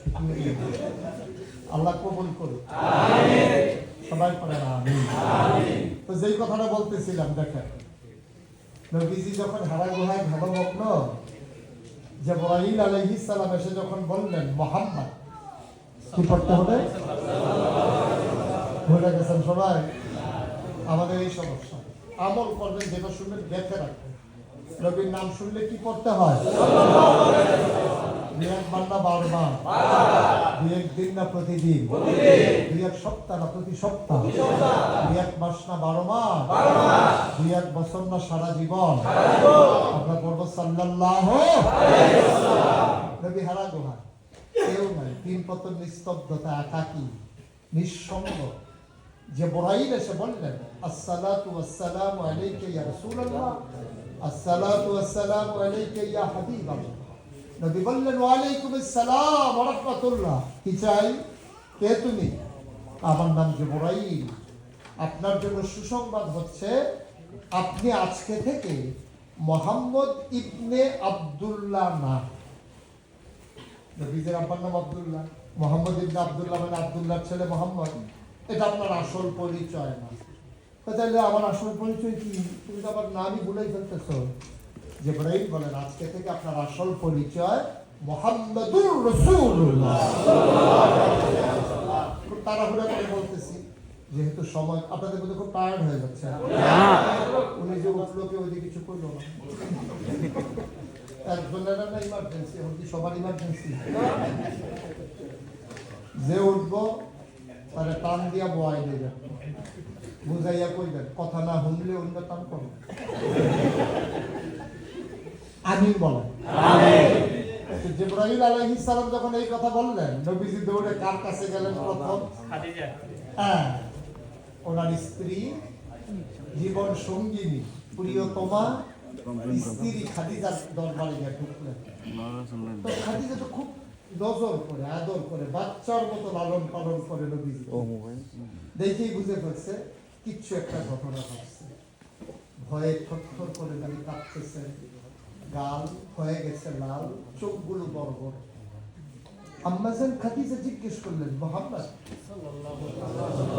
স্বামীর নাম ধরে ডাকা সৌদি আরবে এখনো দোষ না, তখন তো নবীর নবুয়ত প্রকাশ পায় নাই, খাদিজা তো জানেন না। বলছে, মুহাম্মদ, আপনি কি কেউ কি আপনাকে কিছু বলেছে? কেউ কিছু করেছে আপনাকে? আপনি কেন ভীত সন্ত্রস্ত? নবীজি বললেন, খাদিজা, আল্লাহর এক ফেরেশতা জিবরাইল এসে আমাকে বললেন আমি নাকি নবী। সুবহানাল্লাহ বললেন। আম্মাজান খাদিজা একটা সেকেন্ড দেরি করলেন না, ভাবনার অতল গভীরে হারিয়ে গেলেন না, সাথে সাথে কি জবাবটা দিলেন? অবশ্যই আপনি আল্লাহর নবী। দেখি দেখা নাকি না দেখা? দেখা না দেখা? দেখা। 15 বছর ধরে দেখছে না নবীজি রে? নবীর বয়স এখন 40, বিয়ে করছে 25 বছর বয়সে। এখন আম্মাজান খাদিজা 55, বিয়ে করছে 40 বছর বয়সে। এখন দেখা শুইনা চইলা ফিরা খাইয়া খাইয়া এক লোকে কয় বছর?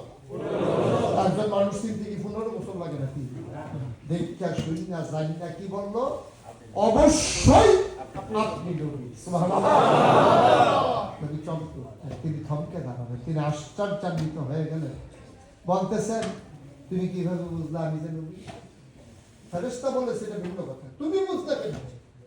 তুমি কোনো জিজ্ঞেস করলা না কবে থেকে নবী, কার জন্য নবী, কে বানাইছে নবী, লাস্টিং করবো কয়দিন, কোনো কিছু না জিজ্ঞেস কয় অবশ্যই নবী। পাগলামি নাকি? ওই বিষয়ই কথা। আম্মাজান খাদিজা চোখের পানি ছেড়ে দিলেন, নবী গো, আপনি কি ভুলে গেছেন সেই দিনের কথা? 25 বছর বয়সে 15 বছর আগে আমার সম্পদ ছিল, সম্পদগুলো কাজে লাগানোর মতো কর্মঠ কোনো লোক ছিল না, আমি অসহায় এক নারী ছিলাম। আমার 2 শাদী থেকে টাকা পাইছি, আমার বাবা থেকে টাকা পাইছি, টাকাগুলো পরে ছিল, কাজে লাগাইতে পারছিলাম না। আমি মক্কার জনে জনে জিজ্ঞেস করেছিলাম, ভালো একটা মানুষ নাই, আমানতদার একটা মানুষ নাই, যার মাধ্যমে আমি টাকাগুলো কাজে লাগাইতে পারি? সম্মিলিত কণ্ঠে একটা নামই উঠেছিল, মুহাম্মদ। একটাই মানুষ আছে, নাম কি তার? সাল্লাল্লাহু আলাইহি ওয়াসাল্লাম। তখন আমি আপনাদের ব্যবসার কাজে লাগাইছিলাম। ও নবী, আমার কি আপনি জানেন আপনি আমার সম্পর্কে কতটুকু জানেছেন? আমি মানুষকে ইজ্জত দিতে জানি, আমি আপনার মতো বংশাবলী, কোমল চরিত্রে, নিষ্কুলুষ চরিত্রের একটা মানুষকে মরুপ্রান্তরে ব্যবসার জন্য একাকী ছেড়ে দেই নাই। আমি আমার একটা কেনা গোলাম আপনার খেদমতের জন্য পাঠাই দিছিলাম, ওকে বলছিলাম ওনার খেদমত করবা আর খেয়াল করবা মানুষটা কেমন। আমি যাচাই করেছিলাম সেই দিন। তো আসার পরে ডিড হয়েছিল, পুঁজি আমার, শ্রম আপনার, লাভ যা হবে 50-50, এই বিশ্বাসে চুক্তি হয়েছে। ব্যবসা করে আসার পরে ওই বছর মক্কায় যতজন ব্যবসায়ী গেছিল, সাথে নবীজিও গেছিল, সবাই মিল্লা যত টাকা লাভ করছে, নবীজি একা সবার চাইতে বেশি লাভ। পুরা কাফেরও যত, নবী একাই তার চাইতে বেশি। আম্মাজান খাদিজা এত খুশি হইলেন, সাথে সাথে 2 ভাগ করে দিলেন লাভটাকে। বেশি কিছু টাকা লাভটা দেওয়ার পরে বেশি কিছু টাকা নবীর হাতে উঠাই দিলেন উপহার। সুবহানাল্লাহ। নবীকে বিদায় করে দিলেন। ওই গোলামকে ডাকলেন, এদিকে আসো, মানুষটা কেমন? তোমাকে যে বলছিলাম খেয়াল করতে, কি দেখেছো? খাদিজা, মানুষটা কেমন বলতে পারবো না, তবে 4টা জিনিস আমি অতি আশ্চর্য দেখেছি, যেটা অন্য কোনো মানুষের জীবনে দেখি না। কই কি দেখছো? 1 নম্বরে আমরা দেখতাম, খেয়াল করে দেখতাম, উনি রোদের উপর দিয়ে দৌড়াই হাইটা যায়, গরম লাগে না। আমরা যখন মাথা ফেটে যাবে এমন ভয়, তিনি রোদের উপর দিয়ে হাইটা যায়। আমরা চিন্তা করতাম কি ব্যাপার, মানুষটা এভাবে রোদের উপর দিয়ে যায়, ওনার কোনো ক্ষতি হয় না? আমরা উপরের দিকে তাকাইয়া দেখতাম, নবী যেদিকে যায় একটা মেঘের টুকরা তার মাথার উপর দিয়া ছায়া হয়ে সাথে সাথে এটা আমি দেখেছি। কার কি দেখেছ? কার দেখেছি, উনি যখন কোনো জঙ্গলের গাছপালার কাছে দিয়ে যেতেন, গাছের ডালাগুলো ওনার দিকে ঝুঁকে পড়তো সেজদার মতো। আচ্ছা, দুইটা। আর কি দেখেছ? আমরা দেখতাম উনি পাথরের উপর দিয়ে দৌড়াইয়া হাঁটে। পাথরের উপর দিয়ে তো হাঁটাই যায়, ব্যথা পাওয়া যায়, আর উনি পাথরের উপরে দৌড়াইয়া চলে যায়। আমরা পিছনে দৌড়তে পারি না, আমরা ভয় পেয়ে গেছিলাম ওনার পাটা মচকে যায় কিনা, ব্যথা পায় কিনা। পরীক্ষা করার জন্য ওনার পিছনে পিছনে দৌড়াইয়া একদিন আমি একটা পাথর ধইরা দেখি ওনার কদমের সম্মানে ওনার পায়ের নিচে পড়ে শক্ত পাথর তুলার মতো নরম হয়ে গেল। আর কি দেখিস? আরেকটা জিনিস হলো, আমরা সব কাজ ভাগ করে নিছিলাম। কেউ লাকড়ি আনবে, কেউ তরকারি কাটবে, কেউ রান্না করবে, কেউ বাসনকে আবার ধুবে, এরকম ভাগ করেছে। নবী ভাগ করছিল এই শাহিদারি করে খাওয়ানো, বেড়ে বেড়ে খাওয়ানো, এটা হলো ওনার দায়িত্ব। আমরা এতদিন সফরে ছিলাম, খোদার কসম আমরা খেয়াল করে দেখেছি সবাইকে খাওয়ানোর আগে, থাকুক আর না থাকুক, সবাইকে খাওয়ানোর আগে লবণ হয়েছে কিনা এই কারণেও তিনি এক টুকরা গোশত কোনোদিন আগে আগে মুখে দিতে দেখি না। ও নবী, সেই দিন আমি নিয়ত করেছিলাম আপনি কিচ্ছু একটা হবেন, শুধু ঘোষণার মতো। এই জন্য আমার বিয়ের খুব দরকার ছিল না। আর আমি দুইবার বিয়ে করছি, তো স্বামী সংসার কারে তো খুব বুঝছি, আমার বিয়ের কোনো দরকার ছিল না। তারপর আপনাকে কেন বিয়ে করলাম? কেন বিয়ে করলাম? তারপরে একটাই কারণ বিয়ে করা। আমি চিন্তা করছিলাম যখন আপনি কিচ্ছু একটা হবেন, আপনি যদি আরেক ঘরে থাকেন, তা আমার কাছে না খবর আসতে দেরি হবে, আমি তো খবরটা গ্রহণ করতে পারবো না। আমি যেন সেই দিন বঞ্চিত না হই, আমি যেন সেদিন খবরটা পেয়ে পেয়ে সাথে সাথে স্বীকৃতি দিতে পারি। এই জন্য বিয়ে করে ঘরে নিয়ে আসছি এই আজকের দিনটার জন্য। যেদিন আপনার ঘোষণা আসবে, আমি যেন এক নাম্বার সাক্ষী হতে পারি। আমার মনের আশা আল্লাহ পূরণ করেছেন, হয়েছিও তাই। আমি এক নাম্বার স্ত্রী।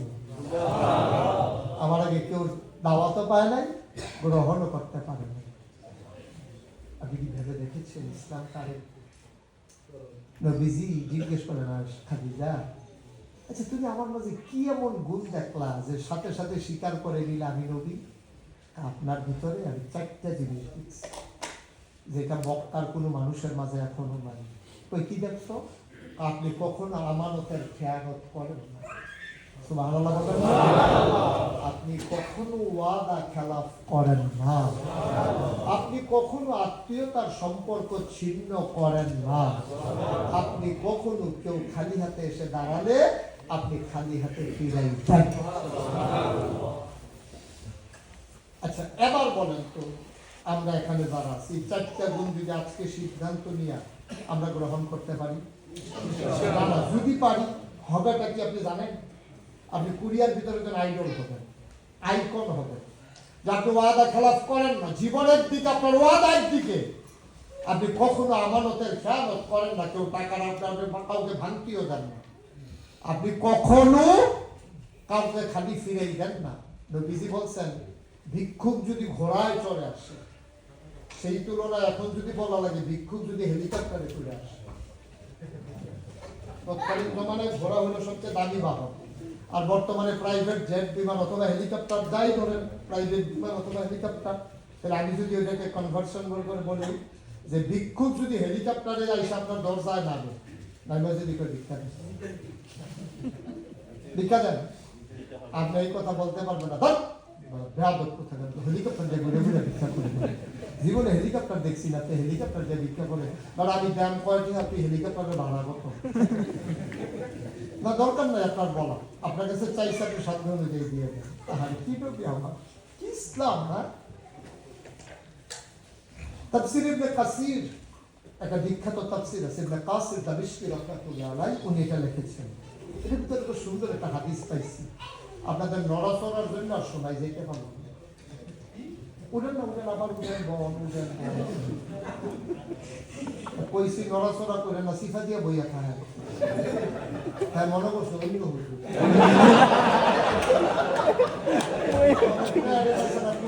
সামনে সিফা দিয়ে বইয়া খায়। শ্বাস কথাটার দিকে যাইতে নবীজির কাছে খুব মনোযোগ, হ্যাঁ একেবারে গভীর মনোযোগ। আমরা আর ভিতরে কেউ বিরক্ত হবো না, করবো না। নবীজির কাছে এক সাহাবা আসছে অজপাড়াগা থেকে, নিবৃত পল্লী বন আর বেল থেকে এসেছে। আয়সা বলতেছে আহা, নবীজির কাছে আয়সা বলতেছে ইয়া রাসূলুল্লাহ চিনতে পেরেছেন? কোন চিনলাম না তো। ও চিনবেন কেন? আমার বাড়ি কি এখানে, আমার বাড়ি গ্রামে। তো আমি আপনার উম্মত সাহাবা। ও নবী, সাহাবা মানি তো আপনি আপনার সাহাবা, তো আপনি হলেন আমার রুহানি পিতা, আপনি হলেন আমার আব্বা, আর আমি হলাম আপনার সন্তানের মতো। খুশির খবর দেওয়ার জন্য আসছি। তো কি খুশির খবর? আমার একটা মেয়ে আছে, বিয়ের উপযুক্ত হয়েছি, ভালো একটা ছেলে পাইছি, মাশাআল্লাহ 5 ওয়াক্ত নামাজ পড়ে, বোনার কাজের সাথে জড়িত হয় না, বদরের যুদ্ধে অংশগ্রহণ করেছে, খুব ভালো একটা ছেলে, লম্বা টম্বা, দেখতে শুনতে সুঠাম দেহের অধিকারী। ছেলেটারে পাইয়া মেয়েটারে বিয়ে দিয়ে দিছি। আলহামদুলিল্লাহ, খুশির খবর, অবশ্যই খুশির খবর। এবার সাহাবা কি করে যায় দেখেন, সম্পর্কটা দেখেন, নবীর সাথে সাহাবার সম্পর্ক দেখেন। সাহাবা মুসকে হাসি গিয়া ইয়া রাসূলুল্লাহ, আমি যদি আপনার ছেলে হই, আমার মেয়ে তো আপনার নাতি, তো নাতিনের বিয়ে বললে খুশি হইতে সামনে কিছু দিতেন না। সুবহানাল্লাহ বলবেন না? কোন উপহার দিবেন না আপনার নাতিনের বিয়েতে? নবী খুব বিব্রত বোধ করলেন। পকেটে হাত দিয়ে দেখে কিচ্ছু নেই, ঘরে খবর নিয়ে দেখে কিচ্ছু নেই। লজ্জায় নবীর চেহারাটা লাল হয়ে গেছে। নবীজি নিজেকে সামলে নিলেন, বললেন যাও, আমরা আজকে পারলাম না, আগামীকালকে আসবা 10টা 11টার দিকে। যদি দেখো আমি আরাম ফরমাচ্ছি, দরজা বন্ধ, হক করবা দরজা। এটা তোমার আমার গোপন সম্পদ। আমি তো ঘুমাইলে কেউ ডাকে না, তুমি ডাকবা, অনুমতি দিলাম। তুমি টোকা মারলে আমি বুঝবো তুমি এসে গেছো। আসার সময় ছোট্ট একটা শিশি আর একটা কাঠি নিয়ে আসবে। Okay fine. সাহাবা চলে গেছে। মেয়ে বলতে সাব্বা কিছু দেয় নাই, কালকে যাইতে বলছে। কি দিতে বলছে? কালকে একটা শিশি আর একটু কাঠি নিতে বলছে। মেয়ে ধুইয়া টুইয়া পরিষ্কার করে বাবার হাতে দিছে। পরের দিন সকালবেলা রওনা দিছে।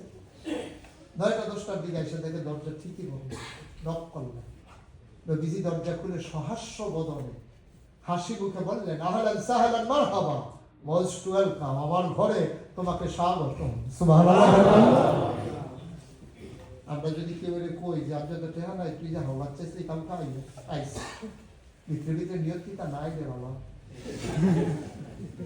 পরের দিন যখন আইসে কি তাই ঘুম হয় না, কইছি যে কপালে টাইম মতো ইয়ে বইয়ে দিচ্ছেন বাহ। নবীজি কি বললেন? আহলান সাহলান মারহাবা, মোস্ট ওয়েলকাম, আমার ঘরে তোমাকে স্বাগত। সুবহানাল্লাহ বলবেন না? সাহাবা উঠলেন, শিশি আনছো?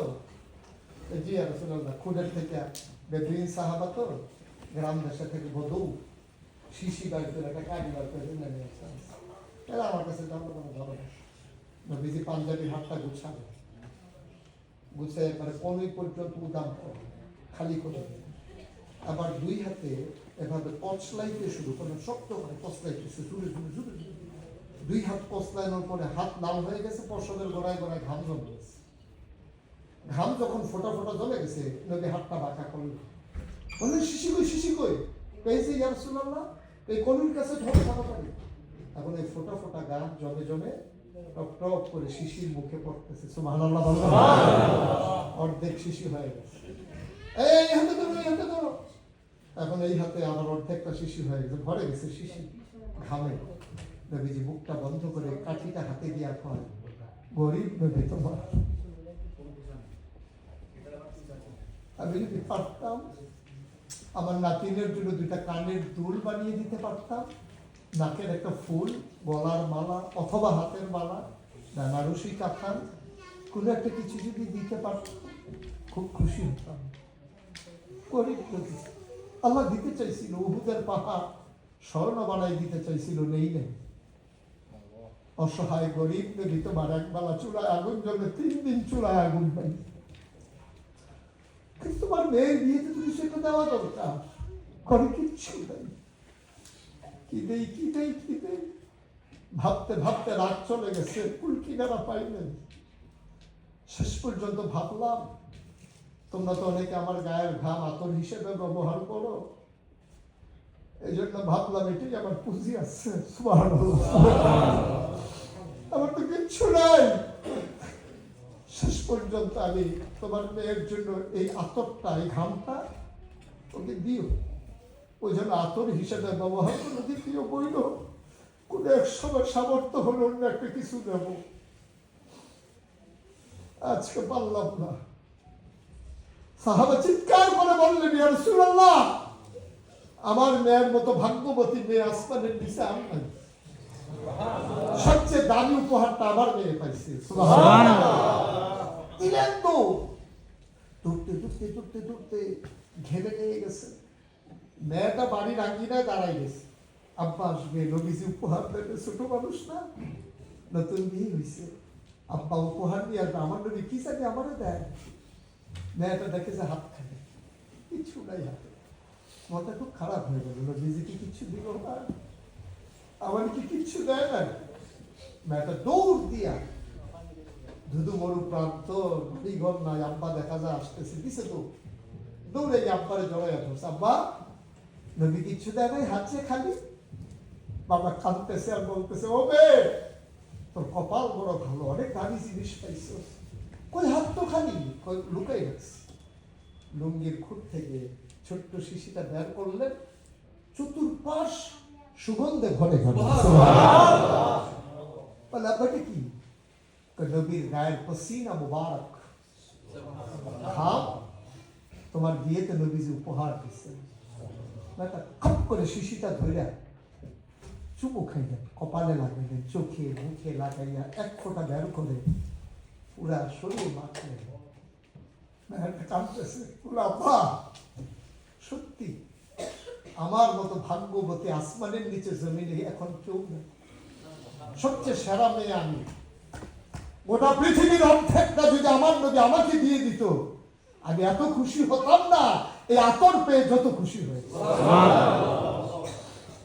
দৌড়ে দৌড়ে বাড়িতে গেল, কাপড় দিয়ে পেঁচাইয়া একবারে গোপন জায়গায় সন্দুকের নিচে নিয়ে রেখে দিল। ঈদ যখন আসতো, বিয়ে যখন হতো, মেয়েটা আতরটা বের করতেন, এক ফোঁটা হাতে নিয়ে সারা শরীর মাখতেন ঈদের দিন সকাল।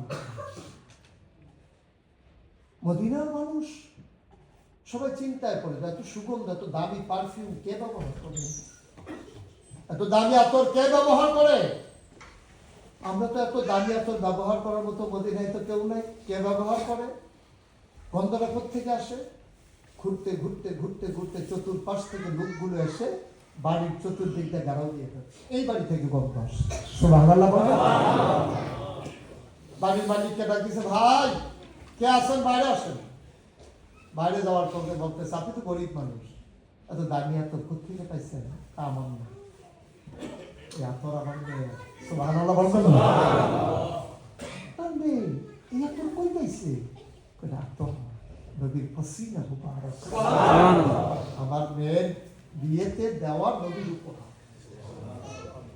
চিৎকার করে সবাই বললো, এই বাড়ির নাম এখন থেকে সুগন্ধি বাড়ি। সুবহানাল্লাহ। এই বাড়ির নাম এখন থেকে সুগন্ধি বাড়ি।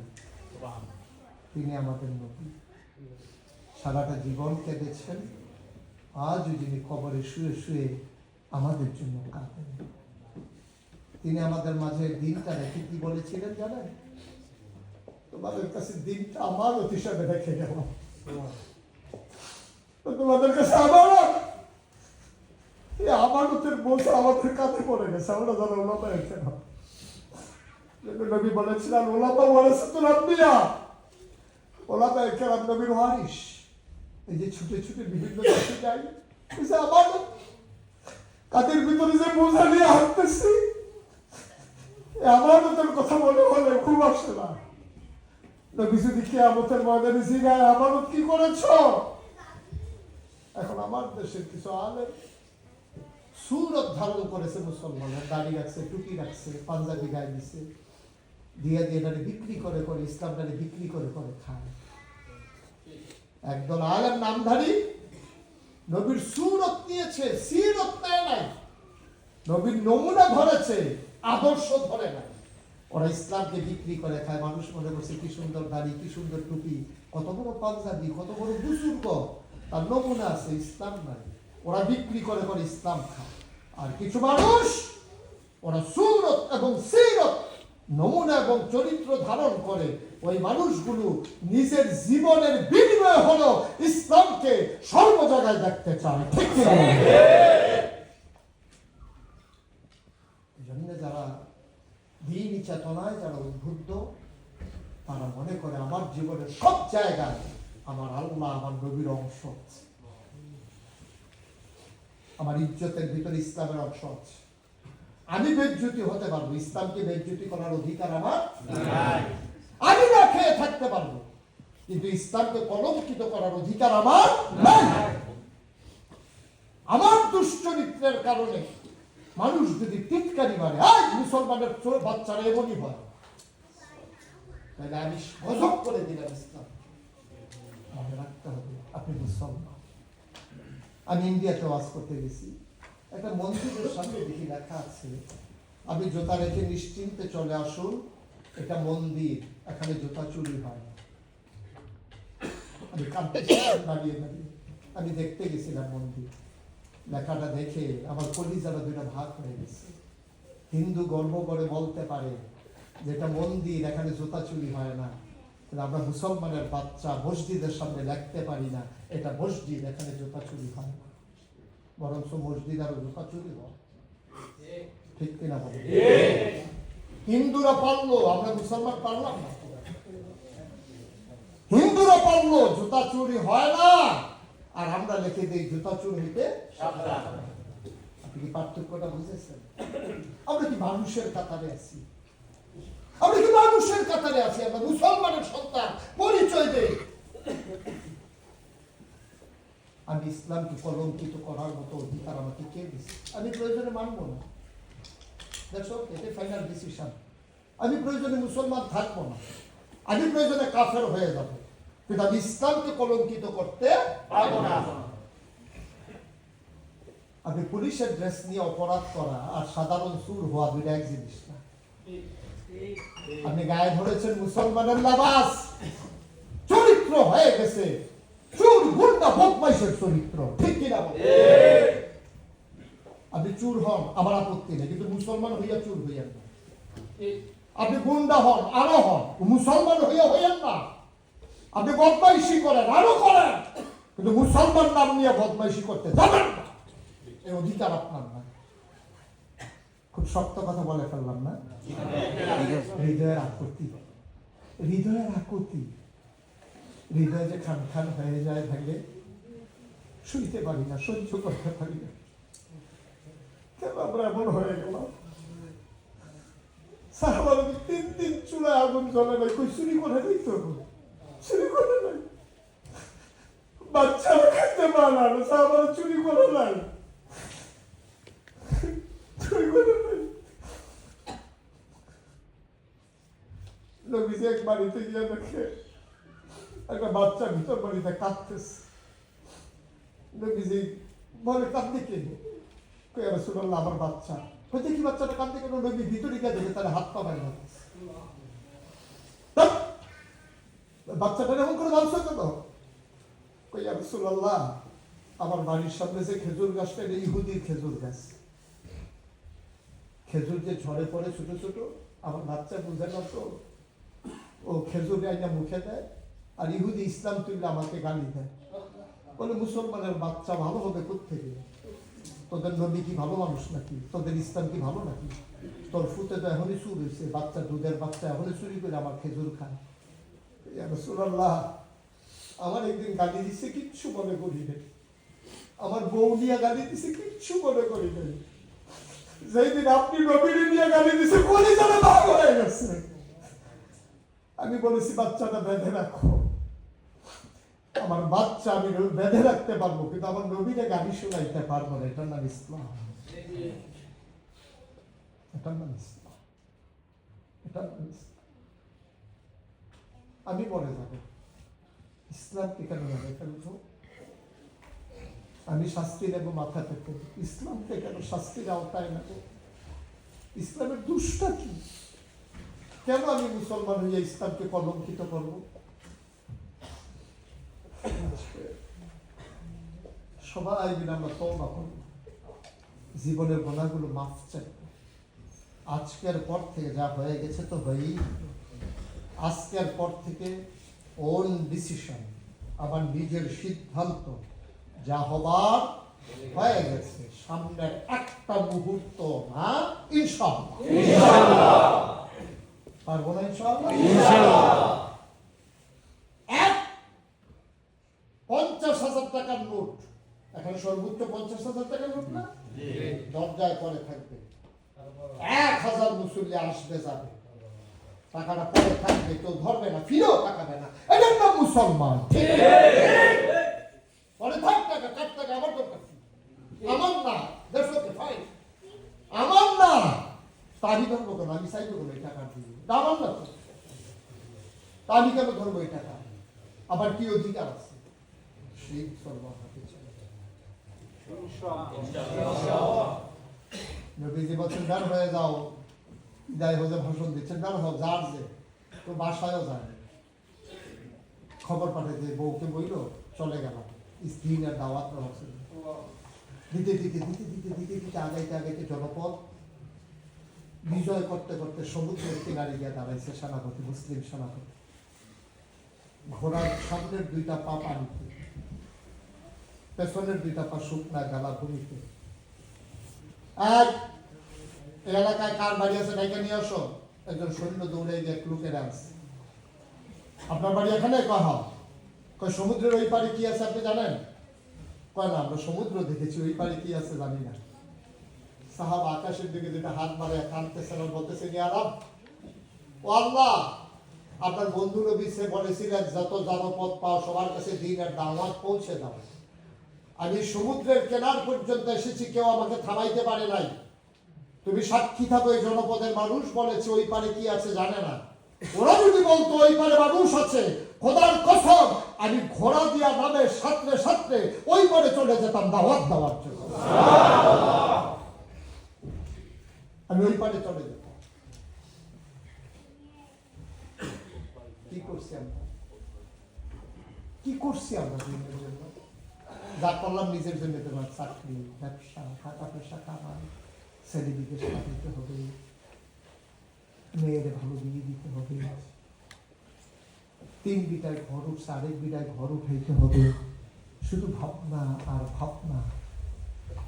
হিসাব দিলা আমি থাকবো। আজকে শুরুতে ঘোষণা শুনেছে, খারিজি যে মসজিদটা ওনারা আমাকে এনেছেন এই মসজিদটা উদ্বোধন করার জন্য। অনেক টাকা খরচ করেছেন আমার পেছনে, আমার আসা যাওয়ার খরচ, অনেক খরচ ওনারা করেছেন। আমি আসার জন্য অনেকগুলো প্রোগ্রাম মিস করা হয়েছে বাংলাদেশে।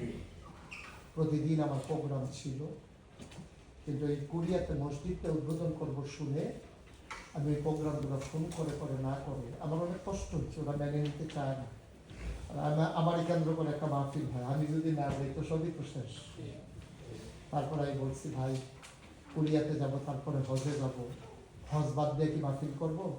অনেক বইলা টইলা বুঝাইয়া কোরিয়াটা কম গুরুত্ব দিয়ে হজে যাবো, এটা বেশি কইছি আর কি। হজে যাবো তো 12 তারিখে। তো ওনারা একটা মসজিদ করেছেন, আমি প্রাউড ফিল করি, গর্বে বুকটা ভরে যায়। এখানে তো আলো বলা মানাই, কয়েকজন মসজিদের ইমাম সারা সবই তো সাধারণ মানুষ, কিন্তু এই মানুষগুলা বাংলাদেশের আলেমের থেকে বেশি দায়িত্ব পালন করতেছে। সুবহানাল্লাহ বলবেন না? আপনারা সাদা দিয়ে জায়গা কিনে ফেলে কুরিয়ার মতো জায়গা। আমি গতকালকে খালিদি মসজিদ উদ্বোধন করলাম, তারপর আমাকে নিয়ে যাওয়া হলো সুটন ভাই সহ সিম্বু, গিয়ে দেখি বিশাল জায়গা, 17-16 শতক জায়গা। ওরা বায়না করে ফেলছে, 19 লক্ষ টাকা জায়গার দাম। আর 19 কোটি টাকা জায়গার দাম। সেই জায়গা 4 কোটি টাকা দিয়ে বায়না করে ফেলছে, বাকি 17 কোটি টাকা জায়গার দাম। 4 কোটি টাকা বায়না করেছে, 13 কোটি টাকা এখনো দেয় না। আমি ওদেরকে বলেছি যদি আমার মুশতাক ফৈজির আসলে মনে করেন যে টাকা জোগাড় হবে, আমি আবার আসতে প্রস্তুত নেব না। আমি আসছি, যত কষ্ট হোক যা কিছু হোক আবার আসছি। কতটুকু কি করলাম আবার আসবো ইনশাআল্লাহ বলে গেছি।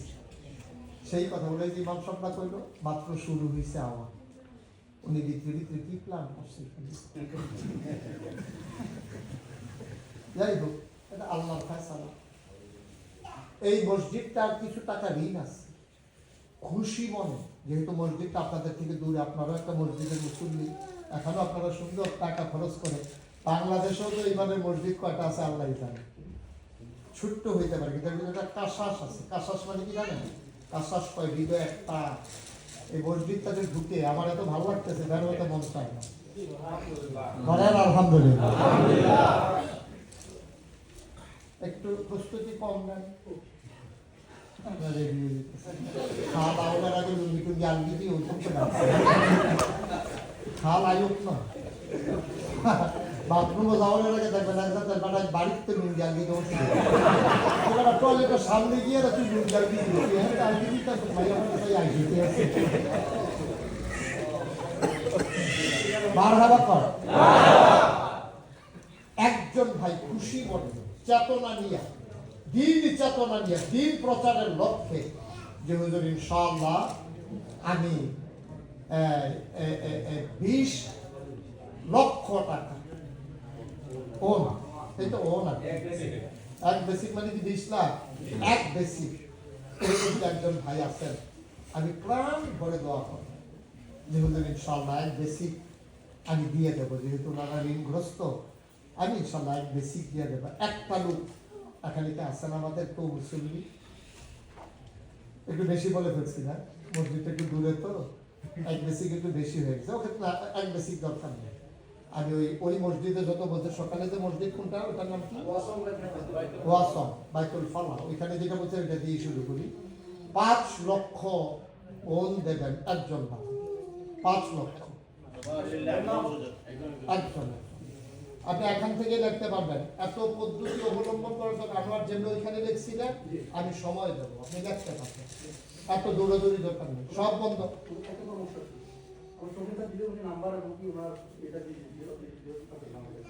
ফাইন, ভালো একটা সিদ্ধান্ত।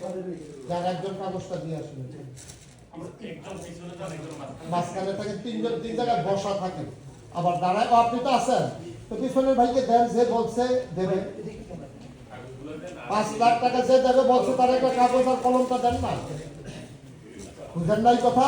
আমি বুঝাই বলতেছি, শুনেন, কেউ যখন ওয়াদা করবে, আপনারা যে যেখানে দায়িত্বশীল আছেন ওনার কাছে কাগজটা দিবেন। উনি নিজের নাম, মোবাইল নাম্বার এবং টাকাটার অঙ্ক লিখে দেবেন। উনি যদি লিখতে না পারে, পাশের কেউ সহযোগিতা করবে। ওকে ফাইন, যে সিদ্ধান্ত, যে আর কোনো কথা নাই। আপনি হাইটার নাই দিকে বসেন, সবাই বসে থাকেন, কোনো শব্দ হবে না, কেউ দাঁড়ানোর দরকার নাই, শুধু ইশারা ইঙ্গিতে কাজ হবে। তাহলে আমার এক ভাই, কি নাম, মোহাম্মদ ইমরান শেখ, তিনি 5 লক্ষ ইয়াম দেবেন, ওন দেবেন। সবাই বলেন আমিন। এদিকে 2 নম্বরকে হুমায়ুন কবির ভাই, উনিও দেবেন 5 লক্ষ। আল্লাহ যেন কবুল করে, সবাই বলে আমিন। 3 নম্বর, কি নাম, ফরিদ ভাই। ইমাম সাহেব খুব যোগ্য, মুসল্লির নাম মুখস্থ, এটা একটা যোগ্যতার সাক্ষ্য। আমাদের ফরিদ, কথা নাই, আমাদের ফরিদ ভাই, উনি দেবেন 5 লক্ষ। বলেন মারহাবা। হইল 3 জন। নাম বলতে চায় না, জাহিদ ভাই নাম কইতে চায় না, উনি 10 লাখ টাকা দিবেন। নাম বলতে চায় না তো, কে নাম বলতে চায় না, এটা তো অন্তত জানার দরকার আছে। জাহিদ ভাই নাম বলতে চায় না, উনি 10 লক্ষ টাকা দেবে। হয়ে গেছে আমাদের 5 জন। জাহিদ ভাই লিখে দেন, এই কাগজটা তো লিখে দেন। জাহিদ ভাই দেবেন 10, তাহলে আমাদের ওইখানে হয়েছে 3, আর জাহিদ ভাই হলো একা 2 নাম দিচ্ছে, তাইলে এখন নাম চলতে আছে 5 লাখ। যার ডাবল লোক সংখ্যা বেশি তারা যে এক ভাগ ঘুষ করে দিয়ে চলতে পারবে না, 2 ভাগ দিবে। উনি জাহিদ ভাই দিচ্ছেন 2 ভাগ। উনি দিল হাটের নিচে নিচে ঘুরা ঘুরা দেখা যেন না যায়, উপর হয়ে হাঁটবেন। তাইলে জাহিদ ভাই দিলেন 2 নাম 10 লাখ। তাইলে হয়ে গেল আমাদের 5 নাম্বার। 6 নাম্বার সুমন ভাই কত? 5 লাখ হয়ে গেল 6 7 নম্বরে 5 লাখ কে আছেন? মাশাআল্লাহ জাকির ভাই। জাকির যারা দিবেন মনে কষ্ট নিয়ে না, দয়া করে একটু দাঁড়ান, তাহলে আমরা সবাই চিনবো, দেখবো, ভালো লাগবে। জাকির ভাই একটু দাঁড়ান, সুবিধা হয়েছে না? ফলটা যে ধরে উঠছিল এটাও ঠিক হয়েছিল। জাকির ভাই দিছে 5 লাখ হয়ে গেল কয় নাম্বার? 7 নাম্বার। 8 নাম্বার কে? মোল্লা ভাই কুমিল্লা। কি মোল্লা? শাহ আলম মোল্লা। আপনি কি লেখাপড়া করছেন মাদ্রাসা নাকি ওই ছেলে মোল্লা? বাংলাদেশে অনেক আছে তো মুন্সি মোল্লা। আপনি কেমনে? আব্বাও মুন্সি, আমিও মুন্সি। থ্যাংক ইউ মোল্লা ভাই।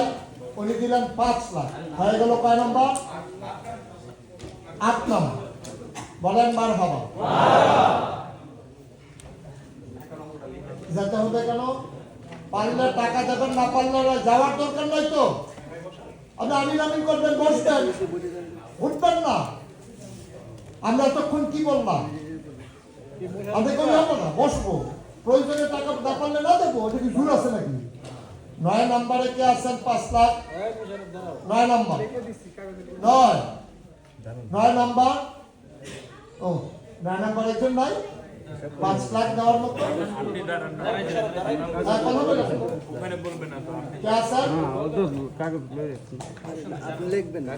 বলতে চাই কেউ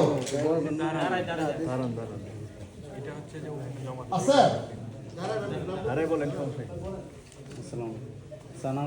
তো আপনি দেওয়ার সিদ্ধান্ত নিয়ে ঠিক আছে তো? কি নাম? সানাউল ভাই। 9 নাম্বারে 5 লাখ। ভাড়া বলবেন না? 10 নাম্বার রাজু ভাই। সবাই দাঁড়াইছে, রাজু ভাই দাঁড়াইছে। রাজু ভাই কিন্তু দাঁড়াইতেন না। না উনি মনে করছে 10 লাখ টাকা দিয়ে যদি দাঁড়ানো লাগে তো 5 লাখ দিকে আমি দিয়ে ভালো আছি। রাজু ভাই উনি নিচে 2 নাম 10 11 মারহাবা। 10 11 2 নাম রাজু ভাই। তাইলে হয়ে গেছে আমাদের 11 জন। মানে কেউ 2 নাম নিছেন তো আমরা ওই 5 করে হিসাব করতেছি। তাইলে 11 12 নাম মুশাররফ হুসাইন। মাশাআল্লাহ সুন্দর নাম, আমার আদরের মুশাররফ। উনি দিলেন 5 লাখ হয়ে গেল 12। সবাই বলেন মারহাবা। 13 নাম্বার। হ্যাঁ আপনি এই নাম কে রাখছে আপনার? ও কমিটি। তাহলে তো কি ইপিএস বাংলা বলে আরেকবার আছে বলে ডিপিএস ইংরেজি। তাহলে বিপদে হয়। ইপিএস বাংলা কমিটির পক্ষ থেকে 5 লাখ হয়ে গেল 12। মাশাআল্লাহ যুবককে ভালো। 14 নাম্বার। 14 নাম্বার আমার ভাই।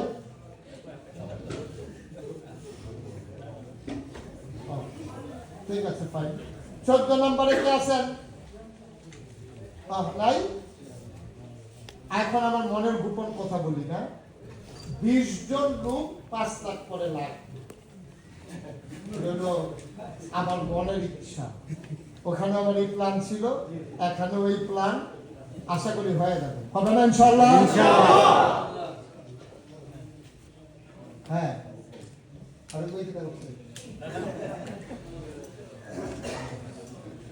দিব। ঘরে বই দিব। ঘরে আমার এলাকার মানুষ। আপনারা তো কেউ আমার কোন আছে হুজুর আপনি কোন কত দিতাম, এটা তো কেউ কোন না। বাংলাদেশে কিন্তু এরকম কোন নেওয়া আছে। আমার হুজুর আপনি যত বলবেন এত দেবো। এই ছাগল ভক্ত আমার আছে বাংলাদেশে ইনশাআল্লাহ। আচ্ছা 13 নম্বর 10 লাখ। আনসার মসজিদ থেকে 10 লাখ। কত হইল? 15। মাত্র 5 জন দিতে পারবেন। এরপরে টেহা লইয়া ঘুরবেন, লোন না পাইতেন। টেহা লইয়া রাস্তায় রাস্তায় ঘুরবেন, ভাই টেহাটা কার কাছে দিতাম, আমি তো নাইনি, আমি তো জামুকা দেশে। তখন এই ঘুরতে থাকবেন, টেহা লইয়া লোন না পাইতেন না। কি যে একটা বিপদ হইব আপনার, তখন টেট্টা পাইবেন। মাত্র 5 জনে আর দিতে পারবেন। ধন্য মায়ের ধন্য সন্তান, আব্বার কথা মনে করে, আম্মার কথা মনে করে, কে আছেন একজন লাভ দিয়ে দাঁড়ান। 5 লাখ। 15 জন কিন্তু হয়ে গেছে। আমার কলিজ আর টুকরারা লাভ দিয়ে আমাকে কষ্ট দিয়ে লাভ আছে। আমি তো অনেক সময় কথা বলা লাগে, ভাই মনে করছিলাম কুড়িয়াইলে একটু আরাম হইব। কুড়িয়াইলে দেখি সকাল সন্ধ্যা বিকাল 3টা করে প্রোগ্রামে ভিডিও বানাচ্ছে। হ্যাঁ, আর কে আছেন? নাই? আমাদের পরিচিত মুখ যারা, এই মসজিদের একটা সুনাম আছে তো, ওইটাতে যদি আলফালাতে যদি একটানে হয়ে যায় 20 জন, এখানে 15 জন যাই আটকাই গেলে কি খবর আছে না? আমাদের জন্য ক্ষতিকর। কে আছে যে ইনশাআল্লাহ আমি 5 লাখ দিয়ে দেবো? 5টা লোক লাগবে। আল্লাহ আল্লাহ তুমি কবুল করো। মায়ের কথা মনে করে, বাবার কথা মনে করে দিয়ে দেবে। তুমি বলেছো মান বানা লিল্লাহি মাসজিদান বানাল্লাহু লাহু বাইতান ফিল জান্নাহ, যে দুনিয়ায় মসজিদ বানাবে আল্লাহ জান্নাতে তার জন্য ঘর বানাবে। কত বড় কথা, কত বড় কথা। 5 লক্ষ টাকা। কে আছেন একজন? রমজান ভাই এই 3 দিন ধরে টেহানি লইয়া ঘুরতে আছে। গতকালকেও ছিল, আজকেও সকালেও ছিল, এই টেহানি আটতে আছে। দেয় কথা যে একটা মনে করছে, এটা কি কয়েলিটা শুনুন না, মসজিদে টেহা তুলে তখন তো আগের দিনে তো পয়সা আছে, হাতে পয়সা মুট করে ধরে বইয়া গেছে। হুজুরে যেমনি টেহা তুলতে আছে, পকেট থেকে বাড়িয়া ফাল দিয়ে ভিড়বার ভিক্ষাবার এলাকাতে আতো লইয়া বইয়া গেছে। তোদের ঘরে ঘরে ছায়া আছে নাকি গেল গা। কতক্ষণ পরে কাঁচা টাকা যেটা পয়সা হাত দো, এটা হাতে রাখবে, দেখুন হাত ভাঙা যাচ্ছে। তো কতক্ষণ পরে দেখে যে হাত ভাঙা গেছে, হাতে পয়সা ফেলছে, কইতেছে কান পাপা মসুকে দিতাম।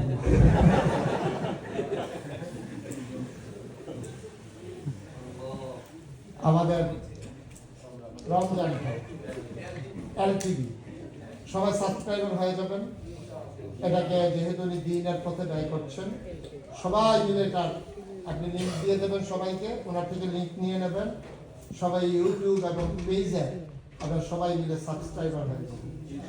তখন তখন এটি আরো ব্যবহার হবে, গতিশীল হবে। দিনের প্রচার প্রসারে এই এলটিভি 24 এটা আমাদের কাজ করে যাবে ইনশাআল্লাহ। তাহলে 16 হয়ে গেছে। রমজান ভাইয়ের একজনের 16 হয়ে গেছে, 17। আল্লাহ আল্লাহ আল্লাহ 4টা লোক আমার লাগবে। আল্লাহ যে আমাকে শরম দেবে না, আল্লাহ যেন তাকে শরম না দেয়। আমি প্রাণ ভরে দোয়া করে দেব ইনশাআল্লাহ। আছেন কেউ? 50 লক্ষ টাকা, 5 লাখ, 5 লাখ 60 জন। কে আছেন? একজন হবে। আপনার তাপ দিবেন আছেন? এতগুলো মানুষের মাঝে 4টা লোকের জন্য আমি আটকা পড়ে যাবো? এটা যদি ইন্দোনেশিয়ার তারা হলে, কপাল বলা তারা হল না। কে আছেন একজন? কষ্ট করে দেন না, আপনি 6 মাস লাগাইয়া দিয়ে সুবিধা মতো দিয়ে আস্তে আস্তে দিয়ে মাসে 5,000 করে, 10,000 করে আস্তে আস্তে দেন, আস্তে আস্তে দেন, সুবিধা মতো দেন।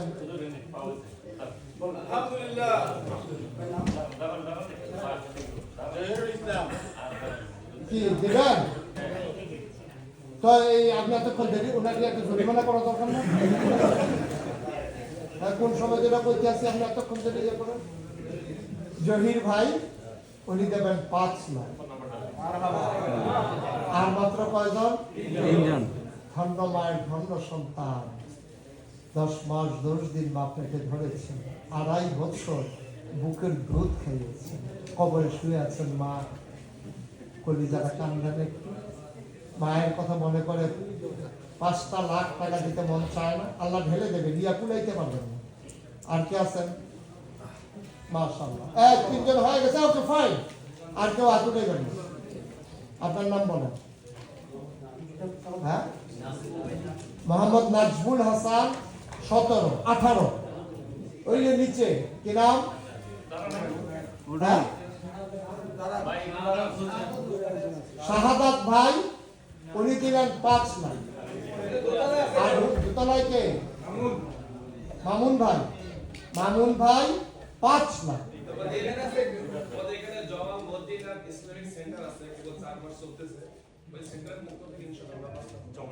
না হলে টাকা নেওয়া হইতো। তখন ধরে কইতে আসছি মাস্টারি। আমার ভাই আছে, ইয়া পড়তে আছে। মাশাআল্লাহ। হ্যাঁ হ্যাঁ, লইয়া বইয়া থাকতো কোন সময় দিয়ে হাতে আসছে। হ্যাঁ শুনে, তাইলে আমাদের হয়েছে, ওইখানে হয়েছে 1 কোটি। বলেন মারহাবা। ওখানে কি ভাই না? রিফাত ভাই, ওনার তত্ত্বাবধানে কোন মসজিদ? জন্ম মসজিদ। ওইখান থেকে 5 লাখ হয়ে গেল, 1 কোটি 5 লাখ। আরেক ভাই পাওয়া গেছে 11 লাখ। কি নাম? রাজীব ভাই। তাইলে আমাদের হয়ে গেল 1 কোটি 16 লাখ। এই 1 লাখ করে 4জন দেন তো, এটা একটা মিলে আনি। কি নাম? মোহাম্মদ রায়হান, 1 লাখ। তাইলে হইল 17 লাখ। শাহাদাত হোসেন, শাহাদাত হোসেন 18 লাখ। আরেক শাহাদাত না? আর শাহাদাত নাই? শাহাদাত ভাই 1 লাখ হয়ে গেছে, ও 20। আব্দুর রহিম 20। জাহাঙ্গীর আলম 21 লাখ। মাহবুব 22। রাজু, জান্নাতুল বাকি, জান্নাতুল বাকি আমি মনে করছি তেহালি বাকি না, হলো জান্নাতুল বাকি। জান্নাতুল বাকি 1 লাখ হয়ে গেছে 22। সৌরভ 1 লাখ, তাইলে হলো 23। জাহাঙ্গীর 24। গোলাম কিবরিয়া 25। আর কে আছেন 1 লাখ? রফিকুল ইসলাম 1 লাখ হয়ে গেছে 26। আর কে? কথা বলেন না। আর 1 লাখ কে? 26 হয়েছে। এক না দিতে না ভালো ছিল, আমাদের 30-এর কম লাগছে। 4 লাখ লাগবে। 4জন। কি নাম?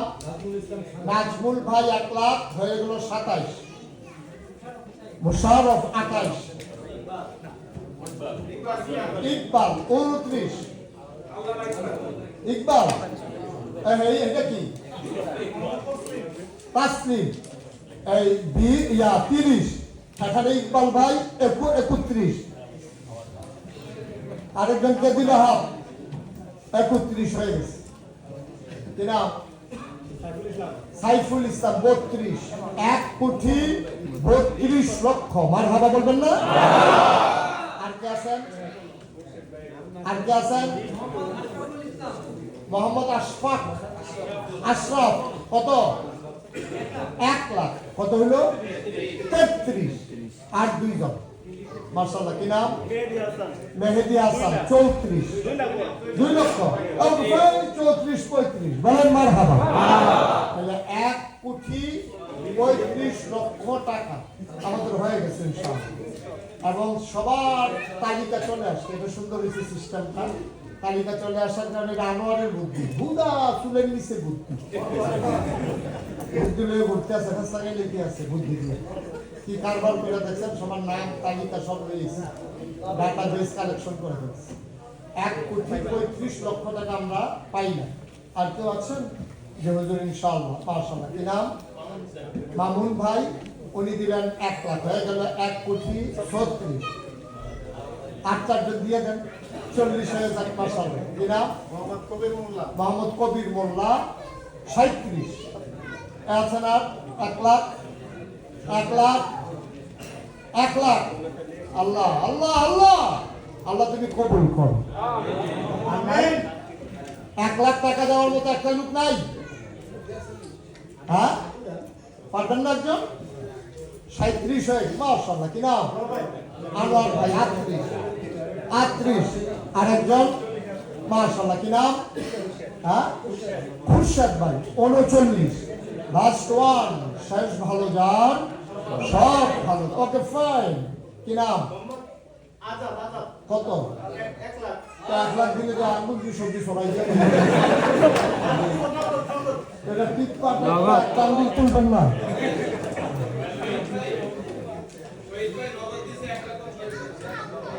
তাইলে 41 হয়ে গেছে না?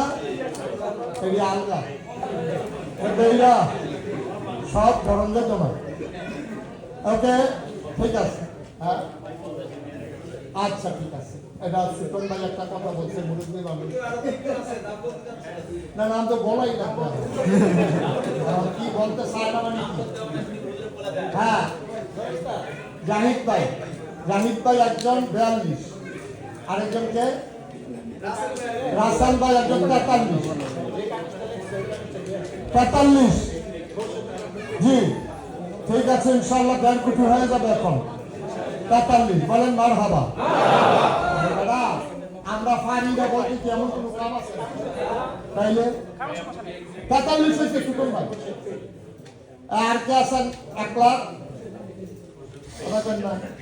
1 লাখ আর নাই?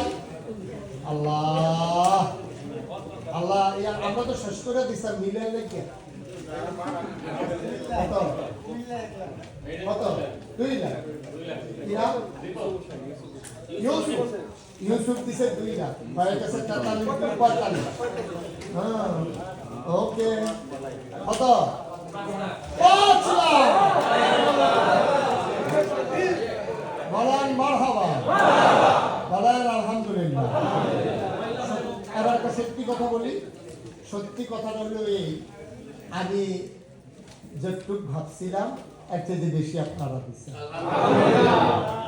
বহুত খুশ হয়, আমি খুব খুশি হয়েছি যে আপনারা 1.5 কোটি টাকা খালিদি মসজিদকে সহযোগিতা করেছেন। এবং সকালবেলা একটা ভালো 1 কোটি 34, কত হয়েছিল আমার? 1 কোটি 34 টাকা। এবং গতকালকে খালিদি মসজিদ আমাদের হয়েছিল কত? 5 কোটি 25 ওয়াদ। তো ওখানে 5 কোটি 25, এখানে 2, 25 আর 2 হইল কত? না, 5 আর 2 7, আর সব ভান্তিগুলা মিলে হবে 1, তাহলে 7 আর 1 8। ওনাদের আগের কিছু ওয়াদাও ছিল। মাশাআল্লাহ, নো টেনশন। আর কোনো টেনশন আছে না? বলেন খুশি মনে আল্লাহর শুকরিয়া আদায় করেন। আপনার যেটুকু দরকার ছিল বকেয়া, সবগুলা টাকা যদি পান, আপনার কি আর বকেয়া থাকবে?